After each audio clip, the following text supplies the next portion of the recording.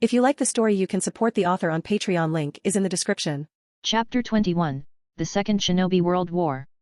The situation is getting worse now. Tsunagakure and Uegakure have fully involved themselves in a war against Konoha, centering around the village of Omegakure, the Patriarch reported, his voice carrying the weight of the concerning developments on the broader Shinobi world stage. Due to the widening economic gap caused by the imbalance of economic development among countries, the power of village militants in various countries has risen sharply. These militants, under the guise of advocating for fairer privileges and opportunities, have increasingly resorted to the use of force as a means to expand their influence and plunder resources. This shift in strategy has led to a destabilization of the previously stable situation, after the First Shinobi World War, with conflicts between countries gradually escalating as each seeks to protect its interests and assert its dominance, leading to the Second Shinobi World War.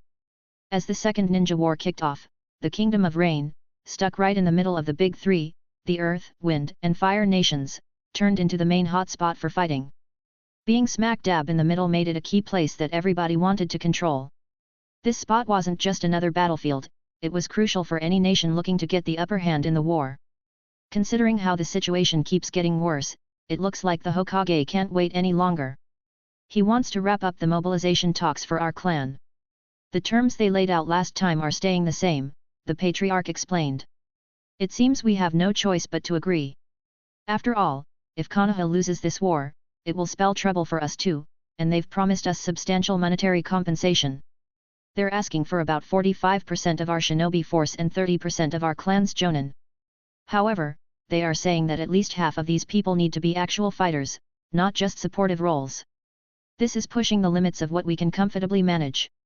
If they asked for even a few more jonin, we'd be forced to send members from the main branch, which simply cannot happen, the first elder commented, his tone a mix of resignation and pragmatism. But, the next words carried a hint of sarcasm. It seems Danzo Shimura has been quite thorough in getting our intelligence. It was a clear hint to the previous topic of discussion.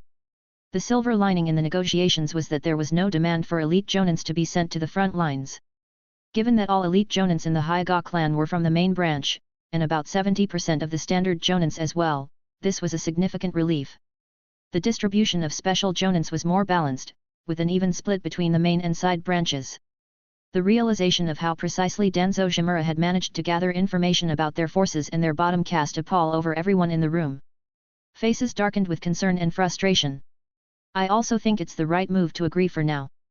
But, the real issue is what happens after this war ends. What if they start expecting us to always contribute this much to Konoha's regular forces and ordinary missions in the future if this war lasts for long, and it becomes a new reality, not to mention that probably sometime after the war, it still won't be over, right? By this time, from this raging war, the whole shinobi world already probably definitively realized that Hashirama Senju's dream of eternal peace is just that, a dream. There's always going to be another new war after a few decades of peace. In such a world, hoping to return to how things were before is nothing more than a fantasy. Heightened tensions will stay. And what if, in some future conflict, they bump up those mobilization percentages again, actually making us send main branch members to fight for the first time? That could lead to us losing members and even risking our Byakugan secrets getting out. This isn't looking good for us either way, the ninth elder expressed, clearly frustrated by the predicament. His concern highlighted a deeper strategic worry for the Hyuga clan. Agreeing to the current demands set a precedent that could alter the clan's role and expectations within Konoha permanently over time. And let's not overlook the fact that this funding comes from the daimyo's increased permanent budget for Konoha, due to the war. The Hokage is paying us out of this. He's not offering us any concessions or longer-term benefits in terms of commercial interests within the village or more influential administrative roles. It appears those perks are still reserved exclusively for the four families in their faction, another elder chimed in, adding another layer of complexity to the discussion. And it's not like we're in desperate need of cash at the moment. What we really need is more influence within the village to secure our long-term prosperity. Yet, it seems all the new influence, administrative positions, and commercial ventures are being funneled mainly toward the Hokage and his three advisors faction. They've even started encroaching on the interests of other smaller ninja clans and the Uchiha clan. Who's to say they won't start doing the same to us after a while, another elder voiced, deepening the council's concerns. And not only that, we shouldn't just be looking at this specific proposal, but at the bigger picture. Ever since Konoha was founded, there's been a constant push for more and more of our clan shinobi to fight for the village. Initially, it seemed like a good deal, we earned more money through missions and such. But now, it's just too much. We're giving up too much of our trained human capital for cash we don't really need. If they compensated us with more influence, maybe it would be worth it, but that hasn't happened. We're still sitting on the same level of influence and holding the same positions we secured when the village was first established, decades ago, the second elder pointed out, expanding the council's concern. My take is also that we should agree this time to buy more time in order for Hikari to fully rise, but let's make it the last time we just go along with what the Hokage's office wants like this. We need a big shift in how we deal with the village. Up till now, we've kept a low profile, always appeasing, staying neutral, not really pushing back, which made us fit into the village more smoothly than the Uchiha clan did, drawing less attention from the Hokage's circle. But it's obvious now that even this approach hasn't stopped us from slowly losing our grip to the Hokage's faction and losing relative power more and more. Plus, we will also have the capital to speak up and fight for our interests more in the future, Hikari Hyuga, Takumai declared, his voice ringing with conviction making everyone else suddenly think about it. Also, let's not forget the sinister way Hiruzen has influenced the boys' parents, turning them into his lackeys, starting from their time in his ninja academy, when they were the most vulnerable, and gradually continuing over the years. And how brazen Denzo Shimura was indirectly moving against our clansmen to steal our internal intelligence this time around. Under Hiruzen, the ninja academy that Tobirama Senju established has become a factory producing loyal soldiers for his faction. Our past approach might not have been the best. We've lacked a cage-level shinobi since the founding of Konoha, which has made us less assertive. But who's to say Hikari won't reach that level, or even surpass Hiruzen and his disciples? We need to bide our time and invest everything we have in Hikari until he's fully grown, another elder chimed in, echoing Takumai's sentiments after some deliberation. As the council members pondered the elder's remarks, their thoughts turned to the Ninja Academy's role within Konoha. Initially, many within the Hyuga clan, and indeed other clans, hadn't seen the academy as a significant threat to their influence, believing that true power would continue to reside within the clans, even with the academy's founding due to their pride and knowing history. However, they were not entirely right and they underestimated Tobirama's genius. Therefore, now they recognized that while the clans still produced the majority of elite jonins and about half of the ordinary jonins, the dynamic had shifted considerably at the lower ranks. Civilian-trained shinobi from the academy had come to dominate these levels.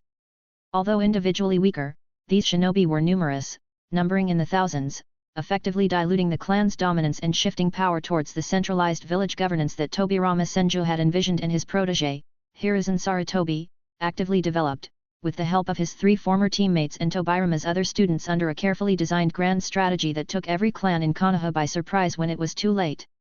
For example, the shift happening due to the Ninja Academy gaining steam was not initially seen as entirely negative.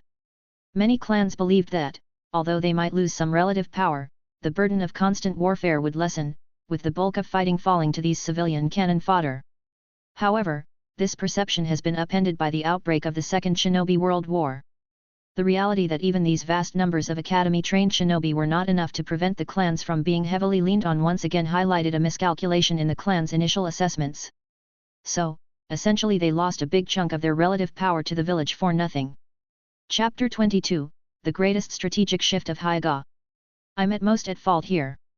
As the Patriarch, I didn't see through Tobirama's real genius and the darker motives behind his plans soon enough.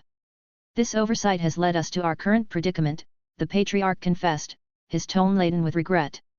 The signs were also there when Tobirama effectively dissolved his own Senju clan into the civilian populace, advising them to change their surnames, marry freely, and pursue their lives outside of the clan structure. This move drastically raised the genetic potential of Konoha's civilian population by a lot. Though the full impact is yet to be realized, the early signs are unmistakable. Take, for example, Minato Namikaze, an early protege of Jiraiya, one of Hiruzen's disciples. They already knew about him and approached him deliberately recently, through Jiraiya, while he's still in the academy.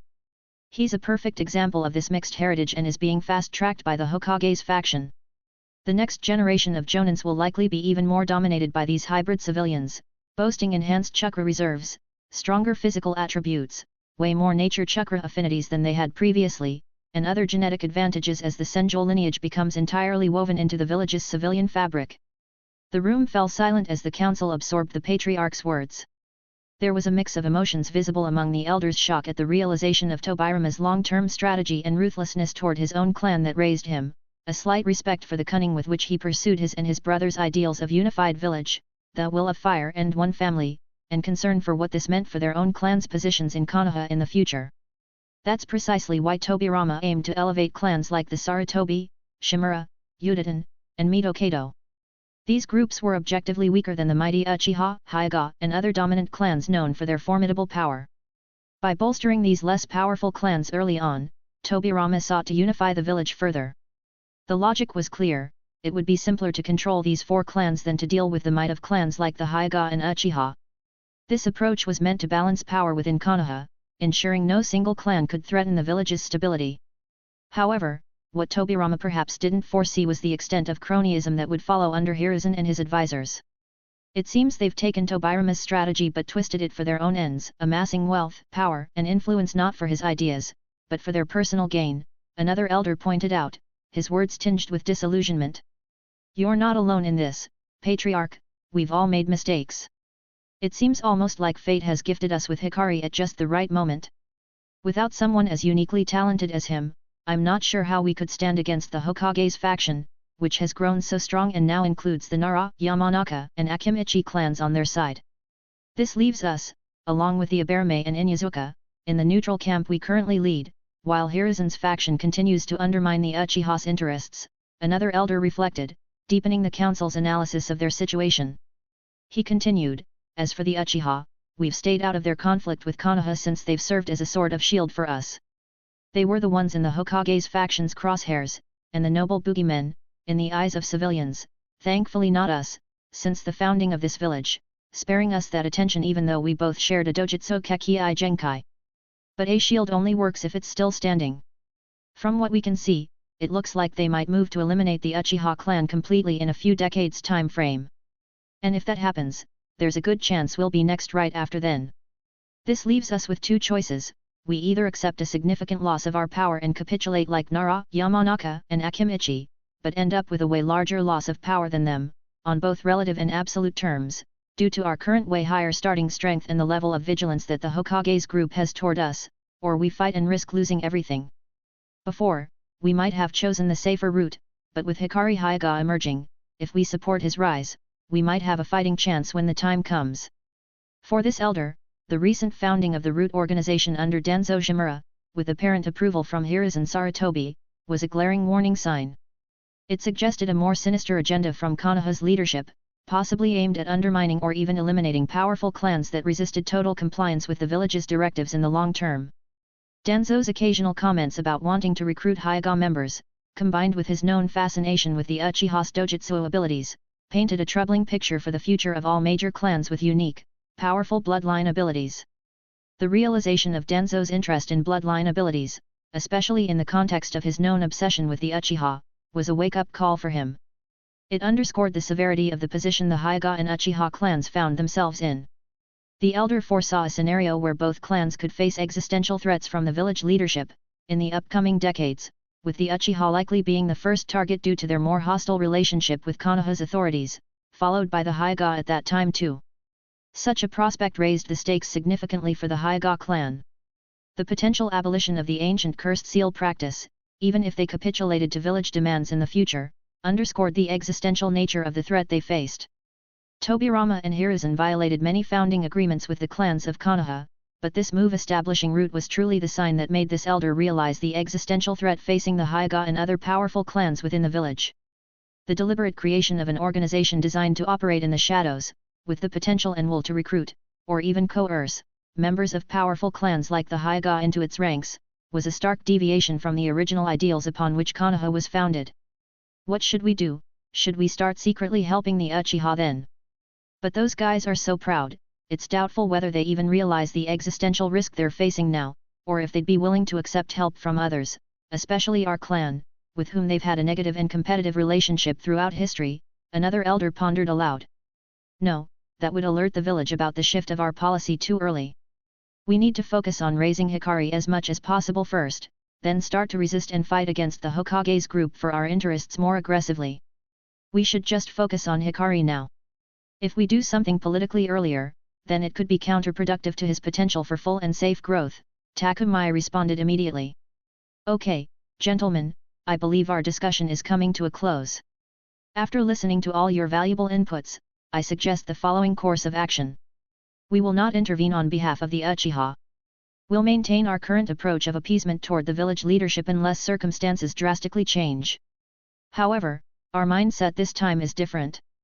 Instead of viewing this as a long-term strategy, we're essentially buying time, focusing on nurturing Hikari until he reaches his full potential. That is the first part of our new long-term strategy. This will then empower us to assert ourselves more boldly and protect our interests within Konoha, in the future, which is the second part of our new strategy, the Patriarch outlined, synthesizing the council's deliberations into a clear plan. He continued, it's also very likely that the Hokage and other village leaders are already aware of Hikari's exceptional abilities, as we have seen how easily they could obtain that kind of information now.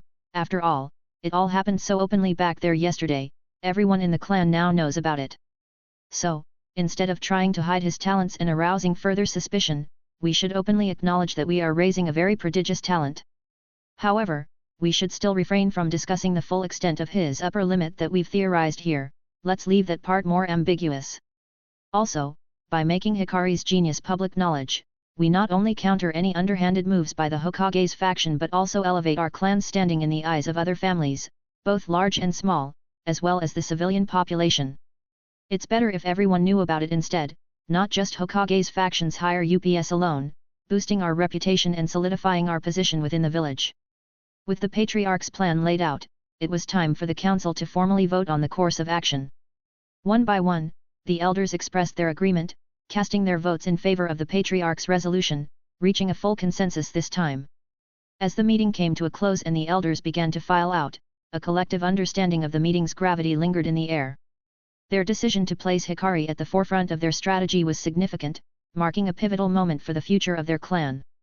Thoughts varied among the elders as they contemplated their next steps.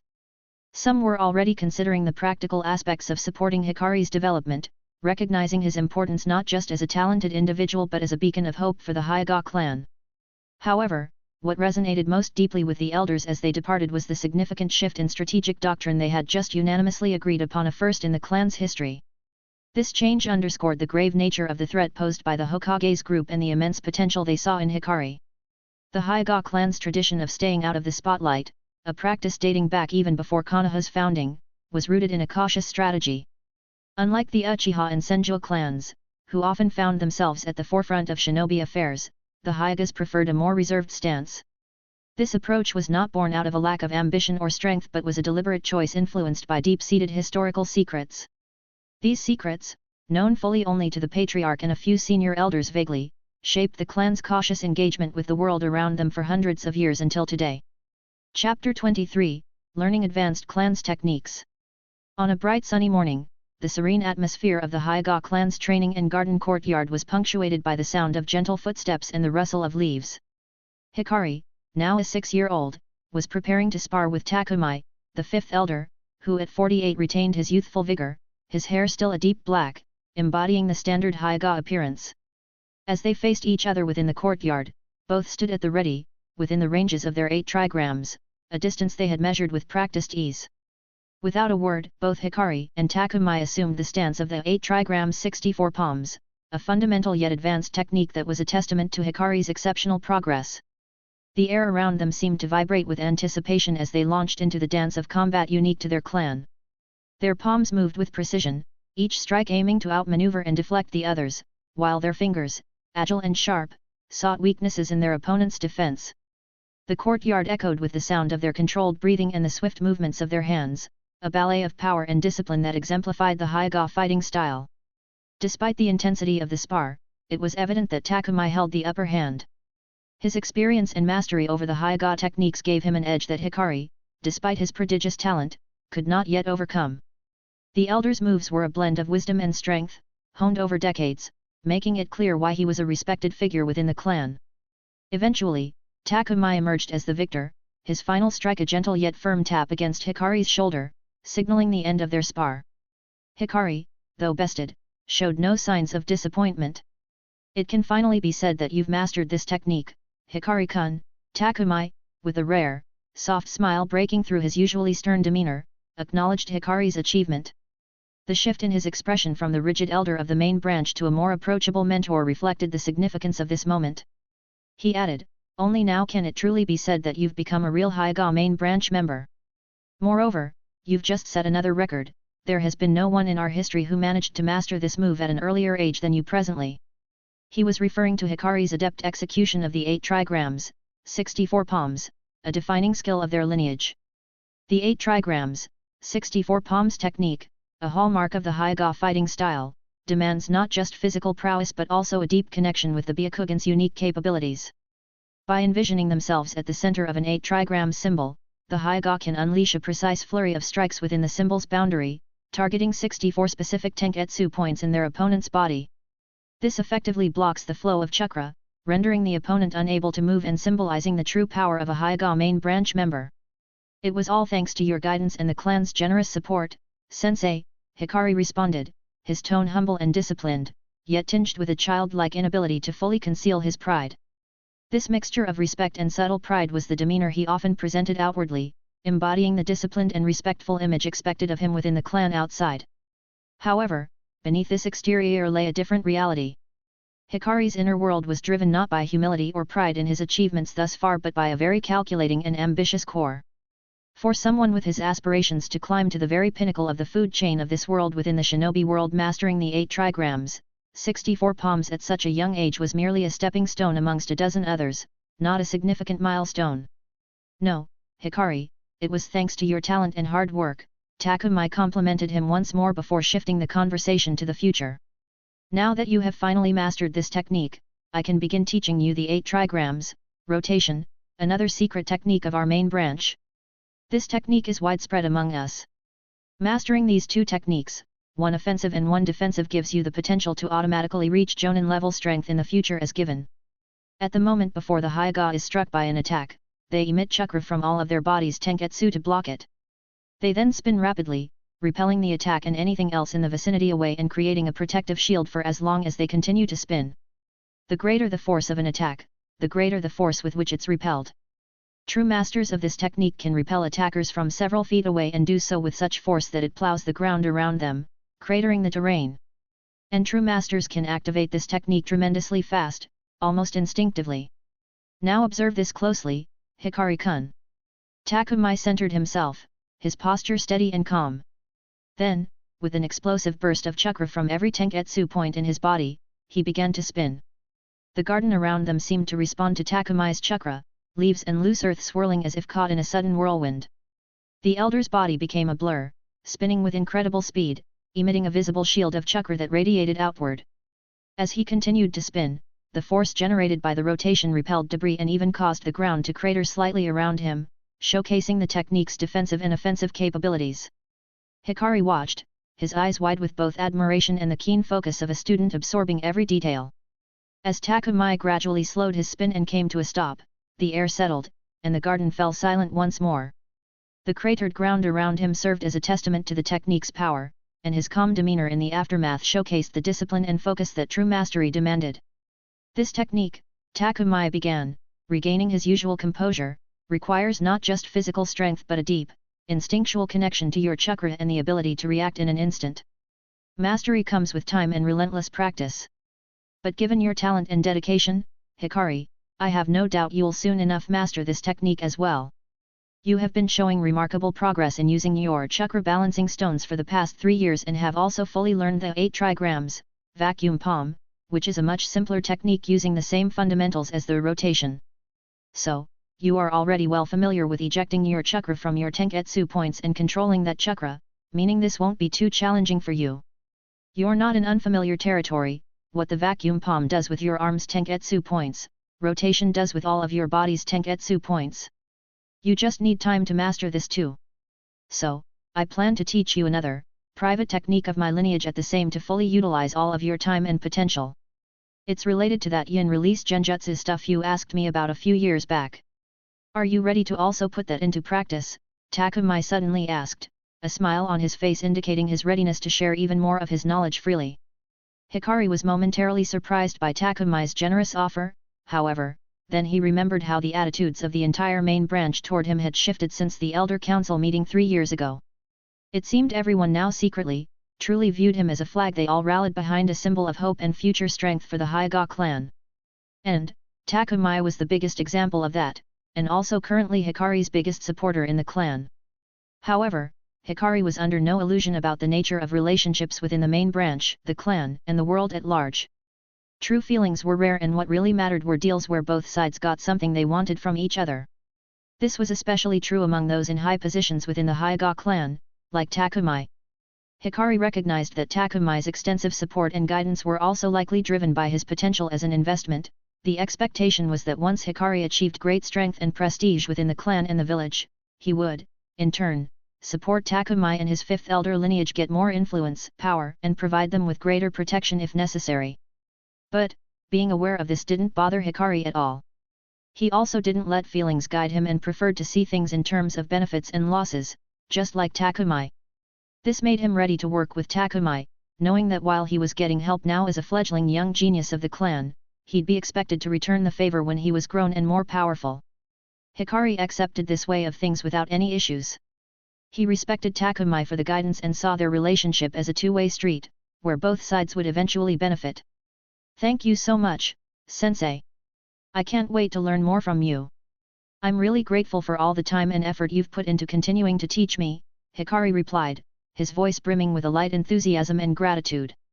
His eyes sparkled with the hidden excitement of a child who had just been promised a new gift, his posture respectful and appreciative in the traditional manner taught within the clan. However, inwardly, Hikari was already adjusting his morning training schedule in light of this new development. In fact, from the moment he transitioned from the palm-style gentle fist to the more advanced finger-style gentle fist 3 years earlier, he had developed a rigorous, individual, morning post-training regimen. Every morning, after his session with Takumi, Hikari would stay back in the dojo, dedicating himself to practicing with custom-made targets designed for Tenketsu mapping at the start. The finger-style gentle fist taijutsu represented a significant advancement over the basic palm style predominantly taught to beginners and children within the clan. To get good at this advanced style, Hikari had to learn chakra point awareness to know all the locations of the 361 chakra points in the human body by heart, also figuring out the best ones to hit to mess up an opponent's chakra flow at all times, just after a quick Byakugan observation, on his potential, to do it at the fastest speeds possible and not waste any time.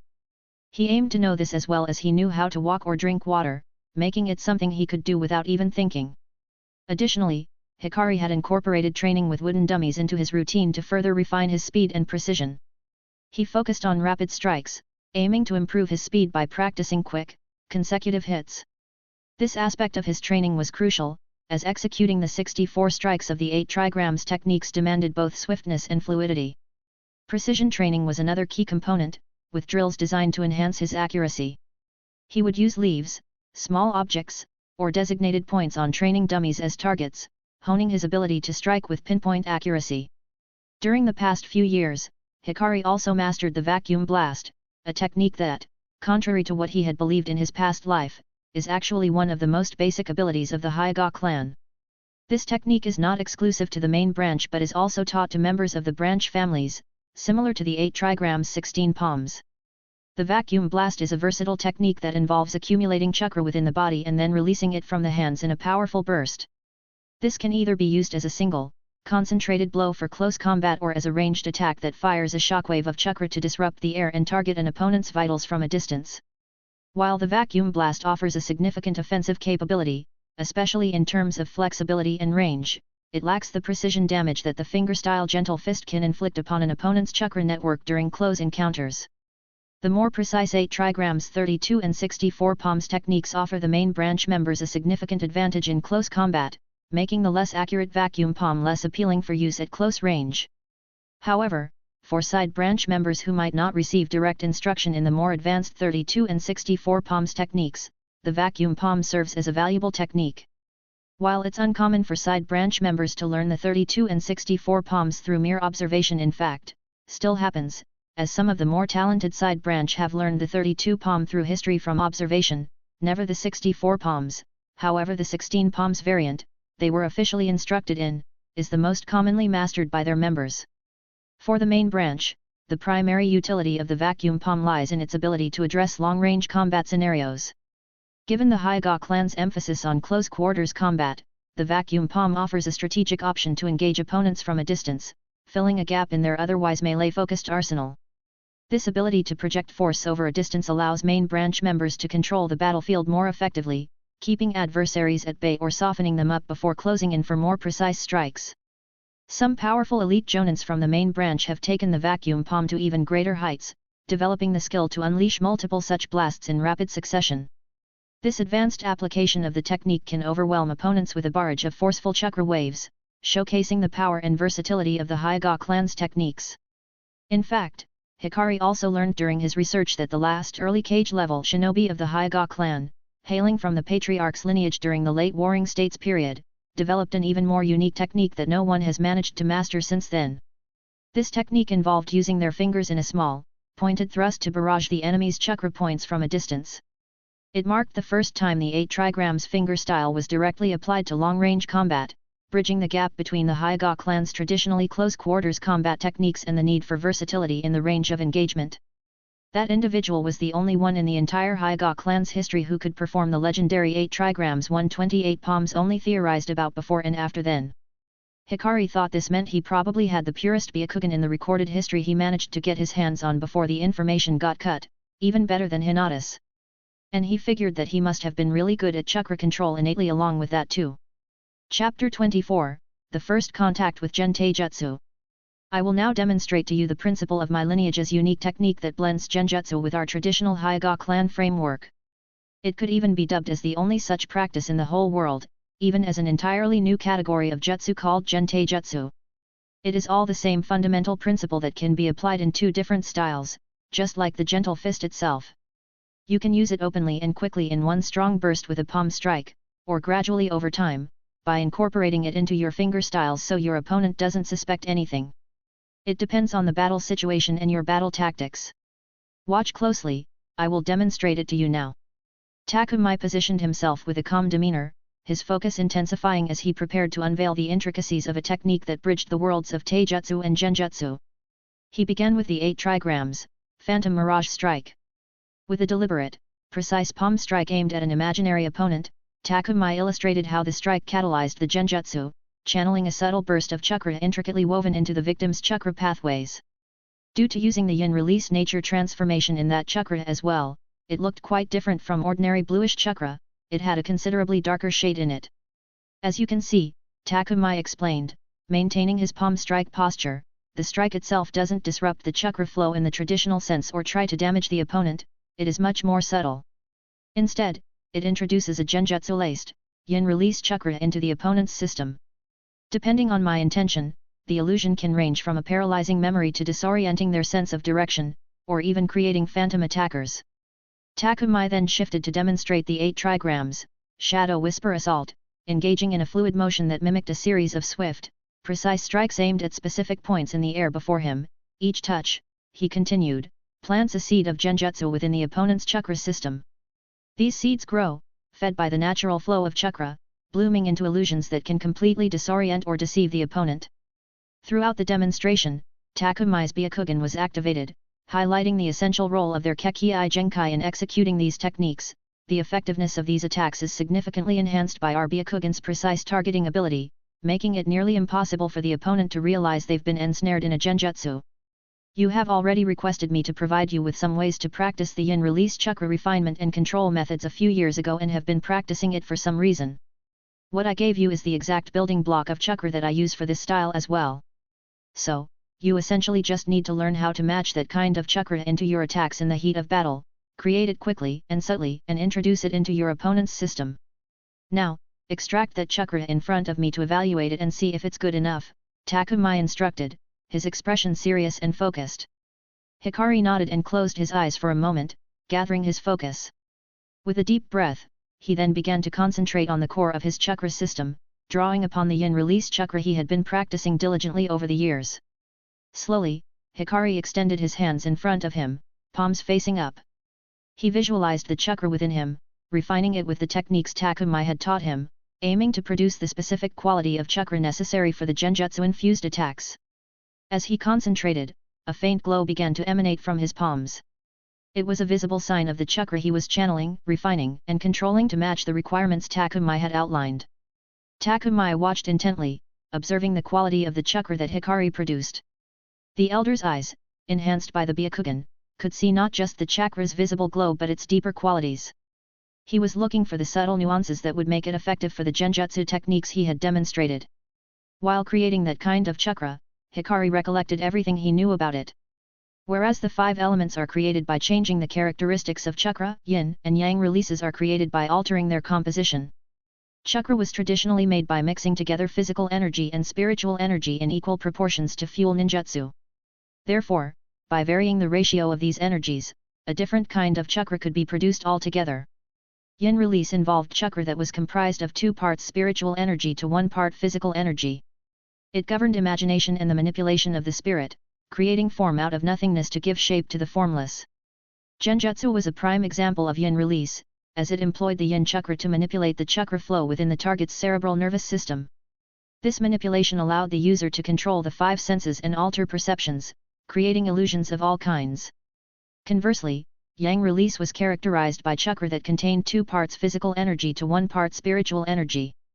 It governed vitality and the manipulation of the body, infusing life into the lifeless. Medical ninjutsu exemplified the yang release, as it used yang chakra to stimulate the body's natural healing processes. When channeled into a target's cells, it could significantly accelerate the healing of injuries. Already a few years ago, Hikari had approached Takumai with a request to learn how to create the basic yin release chakra. As he became more familiar with yin release, growing more in touch and attuned to it and developing a stronger affinity for it, Hikari believed it could also enhance his dojutsu performance. He understood that while the Byakugan's functionality was mostly biological, tangible, and optics, it also operated, to some extent, on the pre-programmed use of yin release chakra. This was totally opposite from the Sharingan's mechanisms, which were way more focused on yin release and less on biology instead, but significant for Hikari to improve nonetheless.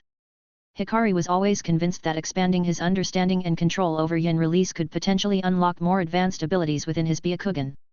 He knew that in a world dominated by bloodline powers, where basic ninjutsu could become almost ineffective against opponents wielding overpowered innate abilities, enhancing his dojutsu was critical.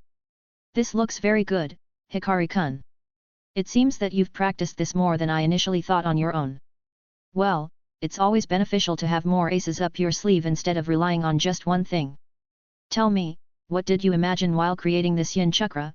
Takumai said, nodding approvingly after a moment of silent contemplation as if he were pondering something deeply. He genuinely didn't understand why Hikari had dedicated so much effort to this practice, but he assumed it was because the boy had heard of his own renown in utilizing such techniques. Hikari, after all, despite not being from his direct lineage, was his formal student, and Takumai reasoned that Hikari wanted to be well prepared to learn his techniques early on. Thank you, Sensei. I imagined this chakra to cause you to lose your sense of direction after traveling through your cerebral nervous system, Hikari responded. He already understood that this gen-taijutsu style, which blends genjutsu with taijutsu, primarily also relied on visualizing effects and creating them from nothing, also a hallmark of all yin release jutsu. However, since it was supposed to be executed subtly and in the heat of battle, mastering it to be performed without the use of hand seals was crucial before it could be effectively brought into real combat scenarios.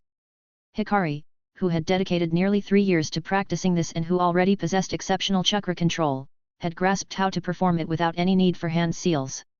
This is probably not everything Takumai has under his sleeves. To match his reputation, I feel like he also knows some other applications of this philosophy, probably long-ranged in nature. Either way, from this alone, I can learn a lot on my own. I can at least integrate it into my vacuum palm blasts, even if he doesn't plan to teach me more in the future. Hikari analyzed internally, speculating about Takumai's reasons for not divulging more. He considered that Takumai might have withheld those advanced teachings of that because it was too early for Hikari to learn them, or perhaps he wanted to protect his lineage's secrets. Chapter 25, Shape Transformation and Yin Release. After concluding their morning training session and setting follow-up plans, Hikari retreated to his private quarters, which, though unchanged in structure over the past 3 years, now housed an expanded collection of papers, books, scrolls, and various other sources of knowledge. His access to these materials had significantly increased now that his standing within the main branch had been not only restored but elevated, thanks to his undeniable talents. Having taken a moment to rest and reflect on the insights gained from the day's training, Hikari proceeded with his routine chakra control and physical exercises, adhering to the regimen he had followed diligently for the past 3 years. Amidst this disciplined routine, Hikari enjoyed the privileges afforded by his enhanced status within the clan, including luxurious medical rejuvenating baths and pills that aided in his recovery and boosted his physical capabilities, as well as rich and nutritious meals designed to optimize his physical condition. These benefits were not just marks of his elevated position but crucial components of his training, enabling him to maintain peak condition and continue pushing the boundaries. Finally, it was time for Hikari to retreat to his personal sanctuary within his quarters, a spacious sitting and learning area that served as his mini library. Here, surrounded by the vast knowledge accumulated by the Hyuga clan and beyond, Hikari dedicated himself to study and contemplation. This was not merely an academic exercise but a crucial aspect of his training, as the acquisition of new knowledge and the deepening of his understanding also served to enhance his spiritual energy potential. In this space, Hikari focused on strategizing his next steps and absorbing new information that could further his power. This process of learning was integral to his development as a shinobi, enabling him to continuously evolve and adapt his approach to combat and strategy. It seems that now there's a window left for my post-training routine after Takumi leaves every morning.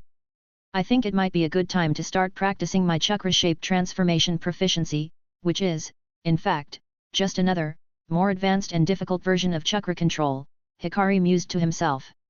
Prompted by this thought, he suddenly took up an ink and pen and began jotting down something on a piece of paper.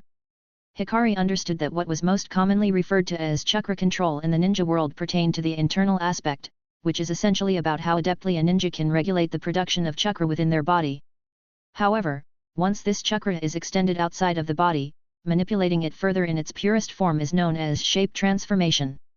And the rotation Hikari was about to start learning seriously was centered around that exact concept of chakra shape transformation. Quickly recognizing the opportunity to deepen his mastery, Hikari decided to incorporate this practice into his regimen immediately. But how exactly should I train at this? Should I just rotate it in small steps with varying intensities, durations, and places, to try and eventually get better at it?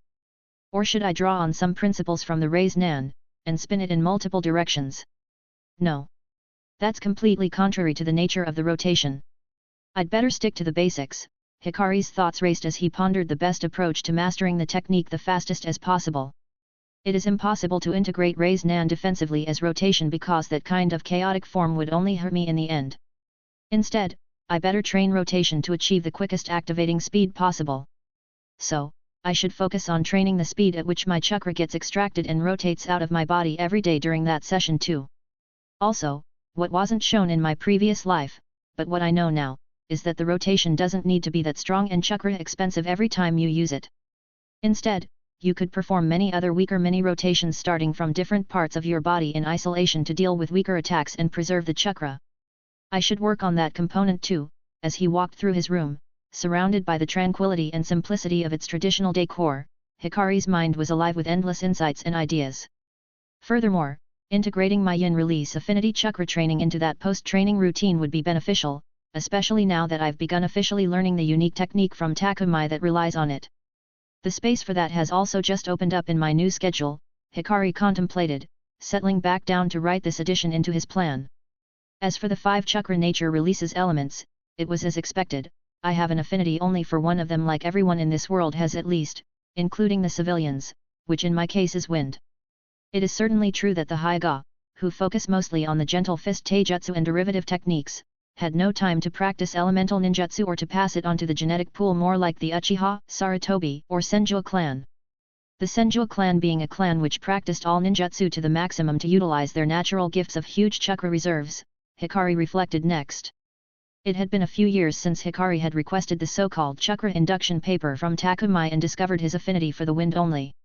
Learning his natural affinity didn't mean he was incapable of mastering the other 4 elemental nature transformations, however, it meant that learning them would be significantly more challenging for him, and the results might not be as potent as if he had a natural affinity for those elements from the beginning or potent as of other affinity holders. Recognizing this, Hikari decided to steer his focus away from the other elements.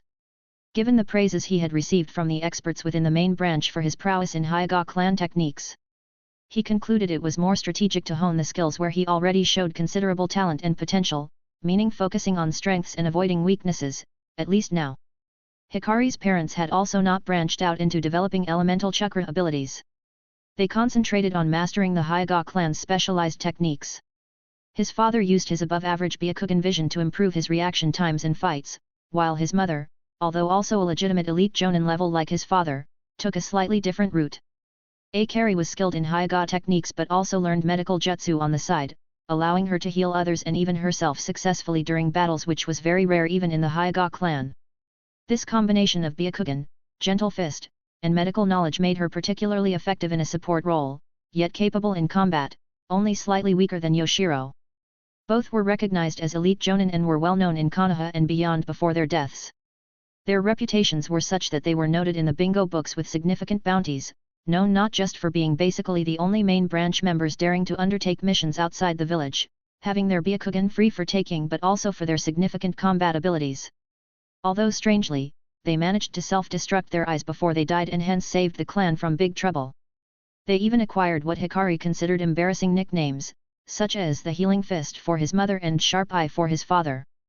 Hikari acknowledged the strengths and achievements of his parents, though his respect was more for their abilities and accomplishments than for them as individuals.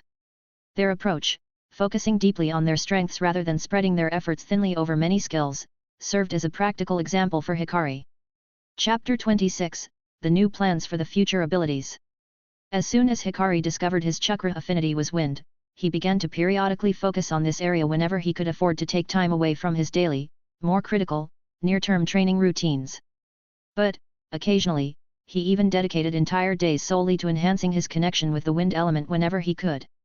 He understood, both from Takumai's advice and his intuition, the importance of becoming intimately familiar with the wind element before attempting to learn any specific jutsu that utilized it.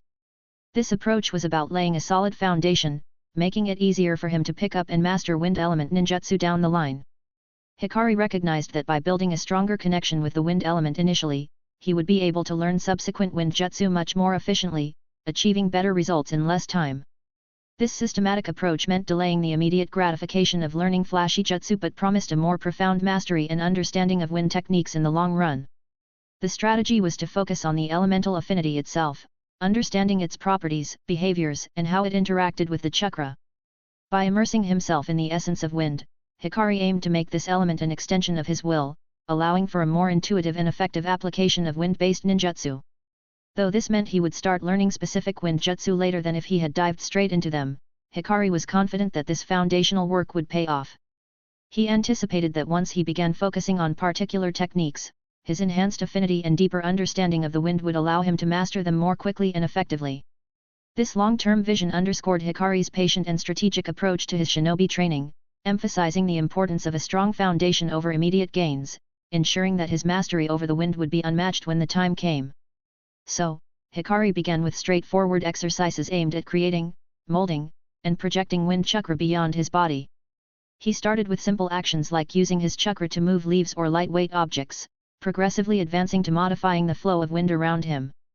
Recognizing the intrinsic link between wind and breath, he engaged in controlled breathing exercises to refine his chakra control and strengthen his connection to the wind element. Hikari sought out wind release experts within the clan, keen on observing their techniques for generating and employing wind chakra. He paid close attention to the nuances of their jutsu, their sounds, visuals, and even the scent. He asked these experts to apply their techniques on him lightly, allowing him to feel the wind and gain a deeper understanding of its dynamics. While training or meditating in a windy area would have been ideal for immersing himself in his element, Hikari was cautious not to leave the clan compound where those areas would be present, like on top of the Hokage's mountain. He wanted to avoid any misinterpretation that might suggest he was distancing himself from the Hyuga clan, especially considering his parents' history and the potential attention from the Hokage. Instead, Hikari found alternative means to engage with the wind within the safety of his clan's domain. Thanks to his burgeoning reputation and status as a main branch member, many wind release specialists within the clan were willing to assist him in his endeavors. It was clear that, aside from a genuine interest in aiding his development, there was also an underlying motivation for these experts to align themselves with someone of Hikari's promise. After a period of dedicated practice and once he felt sufficiently attuned to the wind element, Hikari recently started to even experiment with generating small gusts and using wind chakra to enhance his attacks, slicing through objects with newfound precision. Although the clan possessed many C and even B-rank wind release jutsu, Hikari showed little interest in them. His ambition lay in a more innovative direction, to fuse his wind release chakra directly with the shape transformation of the Hyuga clan's unique rotation technique. He recognized the potential synergy between the two, envisioning how incorporating wind could enhance the rotation's attack speed, offensive damage potential, range, and defense. This was a groundbreaking idea, aiming to elevate a traditional Hyuga technique into something far more powerful and versatile. However, Hikari was under no illusions about the difficulty of this endeavor. Integrating wind release with the precise chakra control and rotational movement of the Hyuga rotation would be a complex and challenging task. He had spent 3 years just to become intimately familiar with the wind element, and he anticipated needing at least 3 more years of dedicated, hard practice to successfully combine these two aspects of his chakra. Hikari was aware that Minato Namikaze, in the original narrative, had embarked on a similar venture, attempting to infuse his shape transformation jutsu Raise Nan with wind release chakra. However, despite his genius, Minato ultimately didn't succeed, passing away before seeing the fruition of this ambitious endeavor. However, Hikari believed that the Hyuga rotation, in its essence, was a much simpler concept compared to the Raise Nan. Theoretically, this simplicity should make the integration of wind release into the rotation a more achievable goal. Moreover, Hikari harbored a strong confidence in his abilities, not considering his talent any less significant than that of Minato Namikaze. This self-assurance wasn't born from arrogance but from a deep understanding of his strengths and capabilities. Hikari had also already essentially mastered the technique of enhancing his vacuum palm blasts with wind chakra, an endeavor that proved more intuitive than he initially thought. The vacuum palm technique already involved a manipulation of the wind, channeling one's chakra into the air in front of the user and thrusting the palms forward to project a forceful blast. By substituting ordinary chakra with wind release chakra, Hikari found that the jutsu not only became easier to execute but also more effective. The first time he infused wind chakra into the vacuum palm, following his mastery of the base technique, Hikari executed it correctly. This success was a testament to his deepening understanding and control of wind chakra. As for fusing wind chakra into my 64 palms, it wouldn't accomplish anything. It would just make the chakra I eject more evasive, making it harder to accurately poke the tenketsu points with the right dose for it to work as it should. There's a reason why this is a taijutsu only technique and not a ninjutsu technique first and foremost, and why no Hyuga, I saw until now, ever does it, Hikari suddenly realized. The same is true with rotation. After observing this technique being used by various specialists over the last few months, they all never attempted to fuse it with any elements because it simply would not work.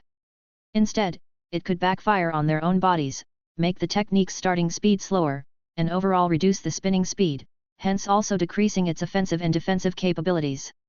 By my estimates, only the wind release is suitable to be used alongside it.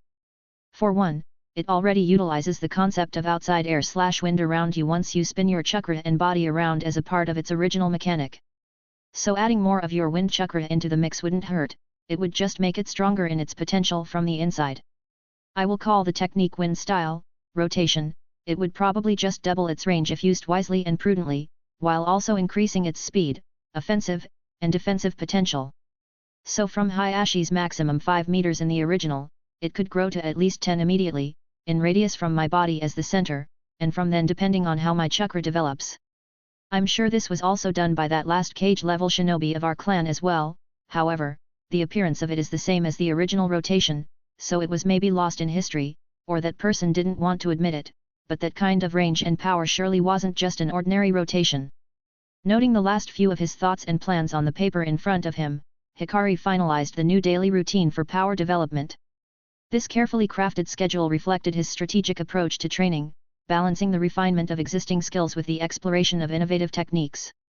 Hikari then slowly transitioned to the knowledge acquisition portion of his day, this time selecting only some semi-advanced books on medical jutsu and fuinjutsu. Over the last few years, his physical training had seen significant improvements, paralleled by his exhaustive reading of virtually all the books available to him on the mechanics of chakra and jutsu, as well as the social sciences and humanities of his world. Given his background from a modern Earth, the feudalistic level knowledge of his current world did not pose much of a challenge to understand. Instead, what had occupied most of his time in terms of theoretical knowledge acquisition were the beginning to intermediate books about medical jutsu and fuinjutsu. That was what was entirely unfamiliar to him beforehand, and what he focused most of his theoretical attention on during the day. He understood the value of these fields of expertise, recognizing them as the closest equivalents to the natural sciences in his world. Medical jutsu, with its profound applications for healing and potentially altering physiological states, offered a breadth of knowledge that went beyond simple first aid, delving into the intricacies of the body's chakra system. It was very important, no, it was actually the only way to understand the supernatural biomechanics of human bodies in this strange world. Similarly, Fuinjutsu, the art of sealing, provided insights into the containment and manipulation of chakra in ways that could be both defensive and offensive, offering strategic advantages that were unparalleled in other areas of study. This field extended even further, touching upon the unique physical laws of this world, distinct from the ones Hikari knew in his previous life. The symbols and patterns used in Fuinjutsu weren't mere decorations but abstract representations created by humans to grasp and apply the fundamental forces of nature. Thus, Fuinjutsu, and by extension, all jutsu shiki, spell formulas, that Fuinjutsu used, laid the foundation for also understanding extraordinary space-time ninjutsu such as summoning, reverse summoning, and the flying Raijin technique, amongst others.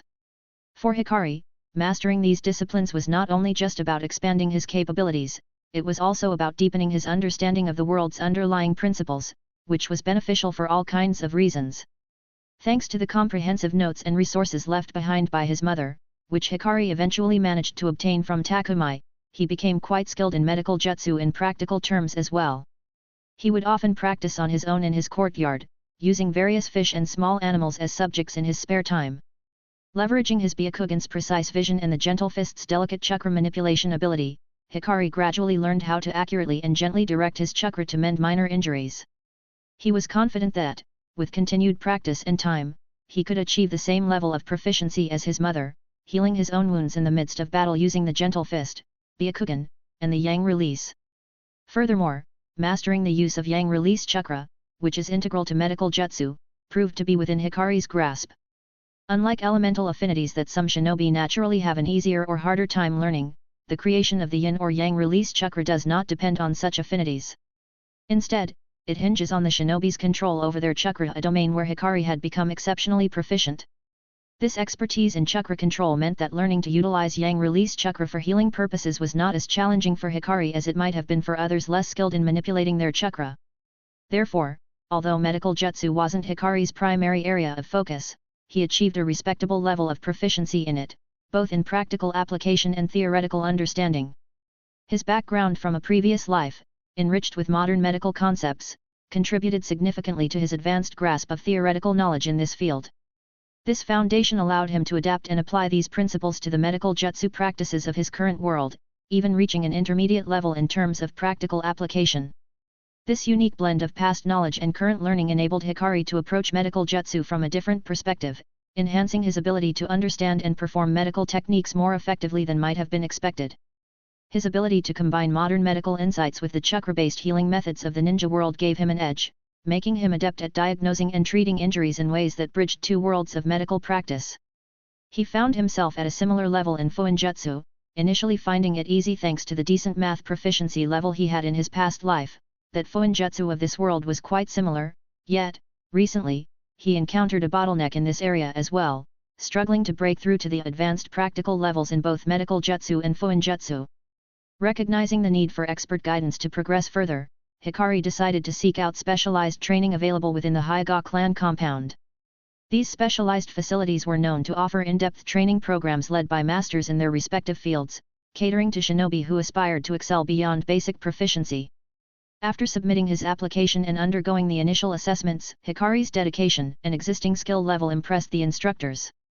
They recognized his potential and the depth of his foundational knowledge, which set him apart from typical applicants. Consequently, Hikari was accepted into their advanced classes for both medical jutsu and Fuinjutsu. However, you have to note that despite Hikari's proficiency and intermediate practical level in both medical jutsu and Fuinjutsu, he was aware that this did not equate to possessing specific techniques in these disciplines. It was clear to him that someone with even a single powerful technique in either area could potentially be more useful in specific situations than he was, despite his broader skill set. In terms of medical jutsu, Hikari wasn't looking to expand his repertoire with offensive techniques aimed at manipulating opponents' bodies. His primary interest lay in self-healing capabilities during combat, a need directly addressed by his mother's notes. Among these, a technique seemingly dubbed the gentle fist of healing caught his attention. This technique, tailored to his Hyuga heritage and leveraging the gentle fist's chakra manipulation principles for healing, was exactly what Hikari sought. It offered a reliable fallback should he sustain injuries, aligning perfectly with his strategic approach to combat without diverging into the offensive domain of medical jutsu. As for Fuin jutsu, Hikari's ambitions were similarly focused. He was not after the legendary and complex sealing techniques associated with the Uzumaki clan, which were both out of his current reach and misaligned with his goals. Basic sealing techniques that could offer strategic advantages in battle or safeguard important items were his target. Regarding the highly coveted jutsu shiki for space-time manipulation, such as the flying Raijin, Hikari recognized the immense dedication and unique space-time affinity required for such techniques. Though intrigued by the concept, he realistically assessed his current priorities and path. Stealing such a jutsu from the Hokage's office, aside from being a monumental challenge, would divert him from other, more immediately beneficial avenues of strengthening. By the time he could potentially access such a technique, he anticipated being far stronger through other means and possibly lacking the decades of dedicated practice needed to master it. Therefore, Hikari's engagement with these two disciplines was driven by a desire to deepen his understanding of the world's mechanics, a goal he had largely achieved, and to find small practical applications for this knowledge. To fulfill this second objective, what he needed now were opportunities for guided practice under the tutelage of professionals, which would streamline his learning process and save valuable time. This is precisely the opportunity presented by the specialized training facilities for medical jutsu and Fuin jutsu within the Hyuga clan compound. By joining these advanced classes, Hikari aims to bridge the gap between his broad theoretical knowledge and its practical application. As the evening hues painted the sky and the day's reading activities came to a close, Hikari transitioned from the intellectual pursuit of knowledge to a more introspective practice. He moved to the edge of the wooden plank extending from his room, overlooking the serene courtyard that had witnessed countless hours of his diligent training. There, in a moment of tranquility, he positioned himself with legs crossed, settling into a meditative pose that had become a recent addition to his routine. Unlike his usual meditation, this time, he activated his Byakugan, an unusual practice he had begun to explore. The decision to meditate with his Byakugan activated was driven by intriguing, unusual experiences he had started to encounter. During recent training sessions focused on enhancing his Byakugan's capabilities, Hikari noticed the emergence of strange, otherworldly patterns and lines that transcended his regular, tangible vision. These swirling waves of motion, barely perceptible and existing on the fringe of the visible spectrum, captivated him. They seemed to hint at dimensions and aspects of chakra and the world that were elusive and profoundly complex. Intrigued by these phenomena, Hikari sought to delve deeper into these experiences. By meditating with his Byakugan active, he aimed to attune his mind and spirit more closely to these mysterious patterns, to understand and possibly unravel the secrets they held. This practice represented a bold experiment, merging the physical enhancement of his dojutsu with the spiritual focus of meditation to access new levels of perception. As Hikari focused, the world around him took on a different aspect. The familiar surroundings of his courtyard, with its meticulously arranged stones and carefully tended plants, faded into the background as he concentrated on the ethereal patterns that danced at the edge of his perception. The experience was disorienting yet exhilarating, offering glimpses into the intricate web of chakra that interwove the fabric of the world. This meditation, with the Byakugan's penetrating gaze, became a journey into uncharted territories of understanding. Hikari was not just seeking to enhance his visual prowess but to connect with the deeper, more fundamental aspects of chakra and reality. As Hikari delved deeper into his meditation, his consciousness expanding under the keen gaze of his Byakugan, he began to discern patterns within the swirling, enigmatic waves that had captured his curiosity. The movements, initially perceived as mere random fluctuations, started to coalesce into a rhythm, echoing the natural world's ebb and flow around him. The realization dawned slowly, an epiphany born from the intersection of his enhanced perception and his deepening understanding of chakra and its manifestations. The patterns he observed, so distinct yet elusive, bore a striking resemblance to descriptions he had encountered in ancient texts and scrolls, descriptions of natural energy, the raw, potent force that permeated the world, accessible to those who could attune themselves to its frequency. This energy, fundamental and powerful, was the basis for senjutsu, a field of study that melded chakra with the natural energies of the world to achieve heightened states of power and awareness. In this moment of profound insight, Hikari connected the dots between the strange phenomena observed through his Byakugan and the theoretical knowledge of natural energy and senjutsu. The swirling waves and patterns he had noticed weren't mere visual anomalies, they were glimpses of natural energy itself, made visible through the unique capabilities of his Byakugan and his focused meditation. Excitement surged through him as he realized the potential implications of his discovery. The ability to perceive, even if vaguely, the currents of natural energy opened up new possibilities for exploration and power. It seems that I really hit the jackpot, Hikari mused, his mind racing with the exhilaration of discovery. For the first time since his transmigration into this world, he felt an overwhelming surge of excitement, so intense that it manifested in an audible laugh, rare for someone as disciplined and focused as him. It seems that the ability my dojutsu led me to was this one. I couldn't have asked for any better. It seems that fate favors me, Hikari Hyuga. Though the visions of natural energy were temporary and sporadic, presenting themselves as nothing more than faint, translucent patterns and waves, the potential they represented was vast. Although I can't do anything with these kinds of extremely sparse and weak kinds of visions, if I manage to improve my ability to perceive these strange translucent patterns and waves on a more continuous and heightened basis, in the future, from the same kind of training, then I could interact with it with my own body and chakra successfully, he contemplated with growing determination. The possibilities that unfolded before him were limitless. By honing his unique ability to perceive natural energy more clearly and consistently, Hikari could embark on a path to mastering senjutsu, tapping into powers that went far beyond the conventional techniques of the ninja world. This realization marked a pivotal moment in his journey, a beacon that illuminated his path to greatness. All the hard training finally paid off, he thought, a sense of achievement and anticipation filling him. The prospect of integrating natural energy with his own chakra and techniques opened up new avenues for growth and power, promising a future where he could transcend the limits of traditional shinobi abilities. It was not that Hikari had never considered the possibility of learning senjutsu before. Yet, the prospect had always seemed too far-fetched, more like a lofty dream than an achievable goal. The known methods of acquiring senjutsu involved locations shrouded in mystery and legend, the Ryokai Cave, Mount Myaboku, and Shikotsu Forest. These places were not found but rather seemed to select their visitors based on enigmatic criteria resembling fate. Stories of individuals being chosen, Orochimaru receiving a white snakeskin at his parents' graves, Jiraiya being accidentally summoned to Mount Myaboku during a botched reverse summoning, and the Senju's speculated ties with Shikotsu Forest highlighted the elusive nature of these senjutsu training grounds. Initially, Hikari had resigned himself to the idea of waiting at least a decade, accumulating scientific knowledge about this world, before attempting to do some kinds of experiments with Hyuga's clan's DNA, hoping to artificially induce the capacity to draw in natural energy for senjutsu even later into the future. Yet, the unexpected development of his Byakugan offering glimpses of natural energy changed everything. Now, Hikari realized that a direct path to interfacing with natural energy might already be within his grasp, bypassing the need for secretive locations or experimental procedures. The key lay in further refining his Byakugan's capabilities, enhancing its sensitivity to the subtle flows of natural energy that pervaded the world.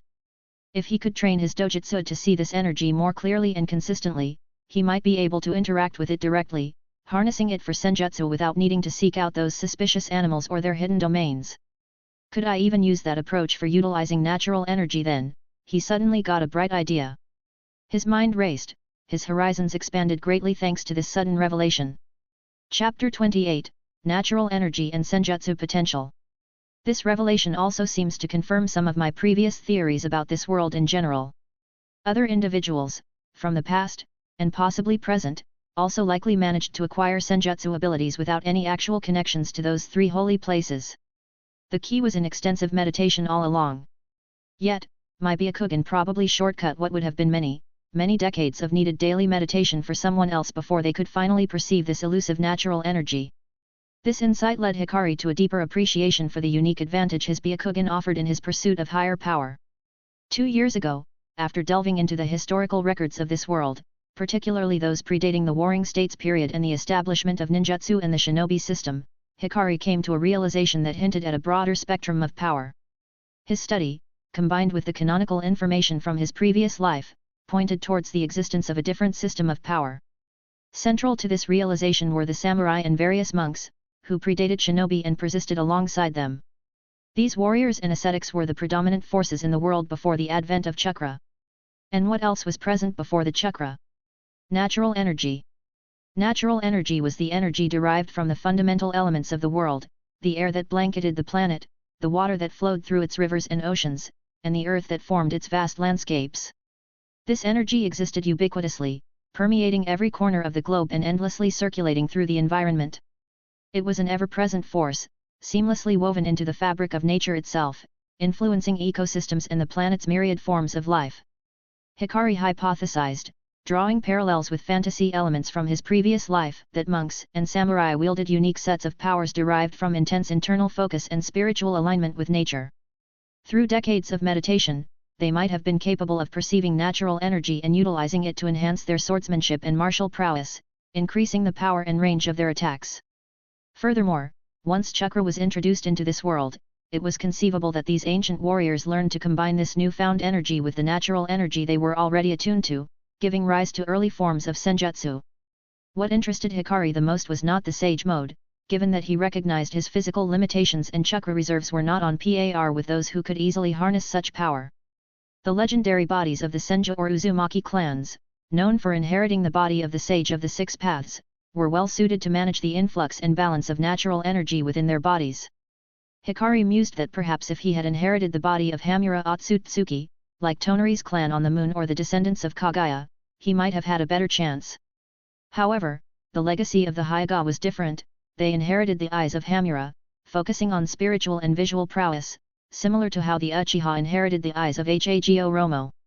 This lineage predisposed them more towards visual and spiritual feats rather than the physical robustness and vitality required for sage mode. Nevertheless, Hikari saw a different pathway open before him, the practice of simple senjutsu, the technique of infusing one's own jutsu, rather than their body, with natural energy, to improve their potential, or even using simply taijutsu moves of the Hyuga clan alongside it. Hikari envisioned a method where the natural energy would never need to directly merge with his body's internal chakra pathway system at all, avoiding the potential dangers of harm or petrification that could occur from an imbalance. Instead, if he could enhance his Byakugan's ability to perceive natural energy with enough clarity and detail, he could then precisely manipulate his own chakra externally, with his Expitano-al chakra control and launch his attacks in ways that actually interacted with the natural energy around him afterward to bring the potency of his attacks to a new dimension. This would allow him to envelop his techniques with a layer of natural energy without it ever infiltrating his body, thereby circumventing the risks associated with traditional sage mode.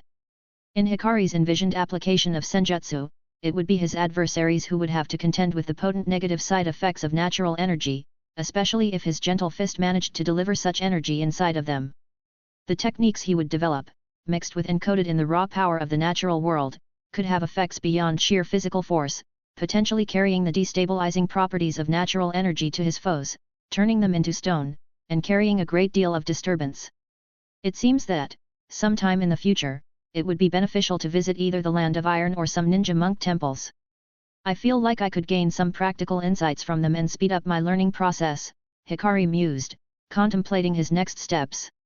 The Land of Iron, with its samurai who might have ancient knowledge of integrating natural energy into their swordsmanship, and the ninja monk temples, with their deep spiritual practices possibly connected to natural energy, seemed like promising sources of knowledge that could aid his quest. It's unfortunate, but based on my current ability to perceive that kind of energy, and considering how much my vision has improved up to now, it looks like it will take at least another 6 years to develop my vision to a level that would allow me to implement many of the techniques I have in mind. And then, it would be wise to find some shortcuts to develop those techniques as quickly as possible after my vision has matured. So, locating those places would be beneficial. Hikari recognized the value of seeking external guidance and knowledge to complement his self-driven efforts.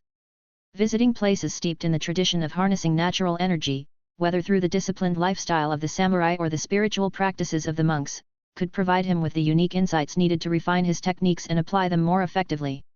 At that time, they would be forced to help him willingly or unwillingly.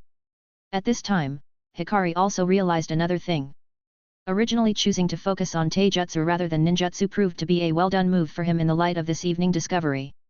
It was because his theorized approach, which he termed external precision detailed blending, involved externally combining his chakra-based attacks with natural energy. This method allowed him to carefully enhance his taijutsu moves outside without the need to internalize the natural energy first, thereby sidestepping the significant risks that come with internal manipulation as highlighted many times in the original series by various characters. However, had Hikari been a fighter inclined more towards ninjutsu instead, he would have likely been forced to take the complex task of integrating natural energy directly into his body's inner chakra system first in order to blend it with his physical and spiritual energies, meaning his own chakra, there, if he truly wanted to use senjutsu with his abilities at all. This necessity stemmed from the difficulty of externally manipulating natural energy for ninjutsu techniques compared to taijutsu techniques Hikari was familiar with from Hyugas. For instance, attempting to externally wrap a large-scale ninjutsu like some fire dragon with natural energy, after it would have been already executed outside and distant from the user, posed significant challenges.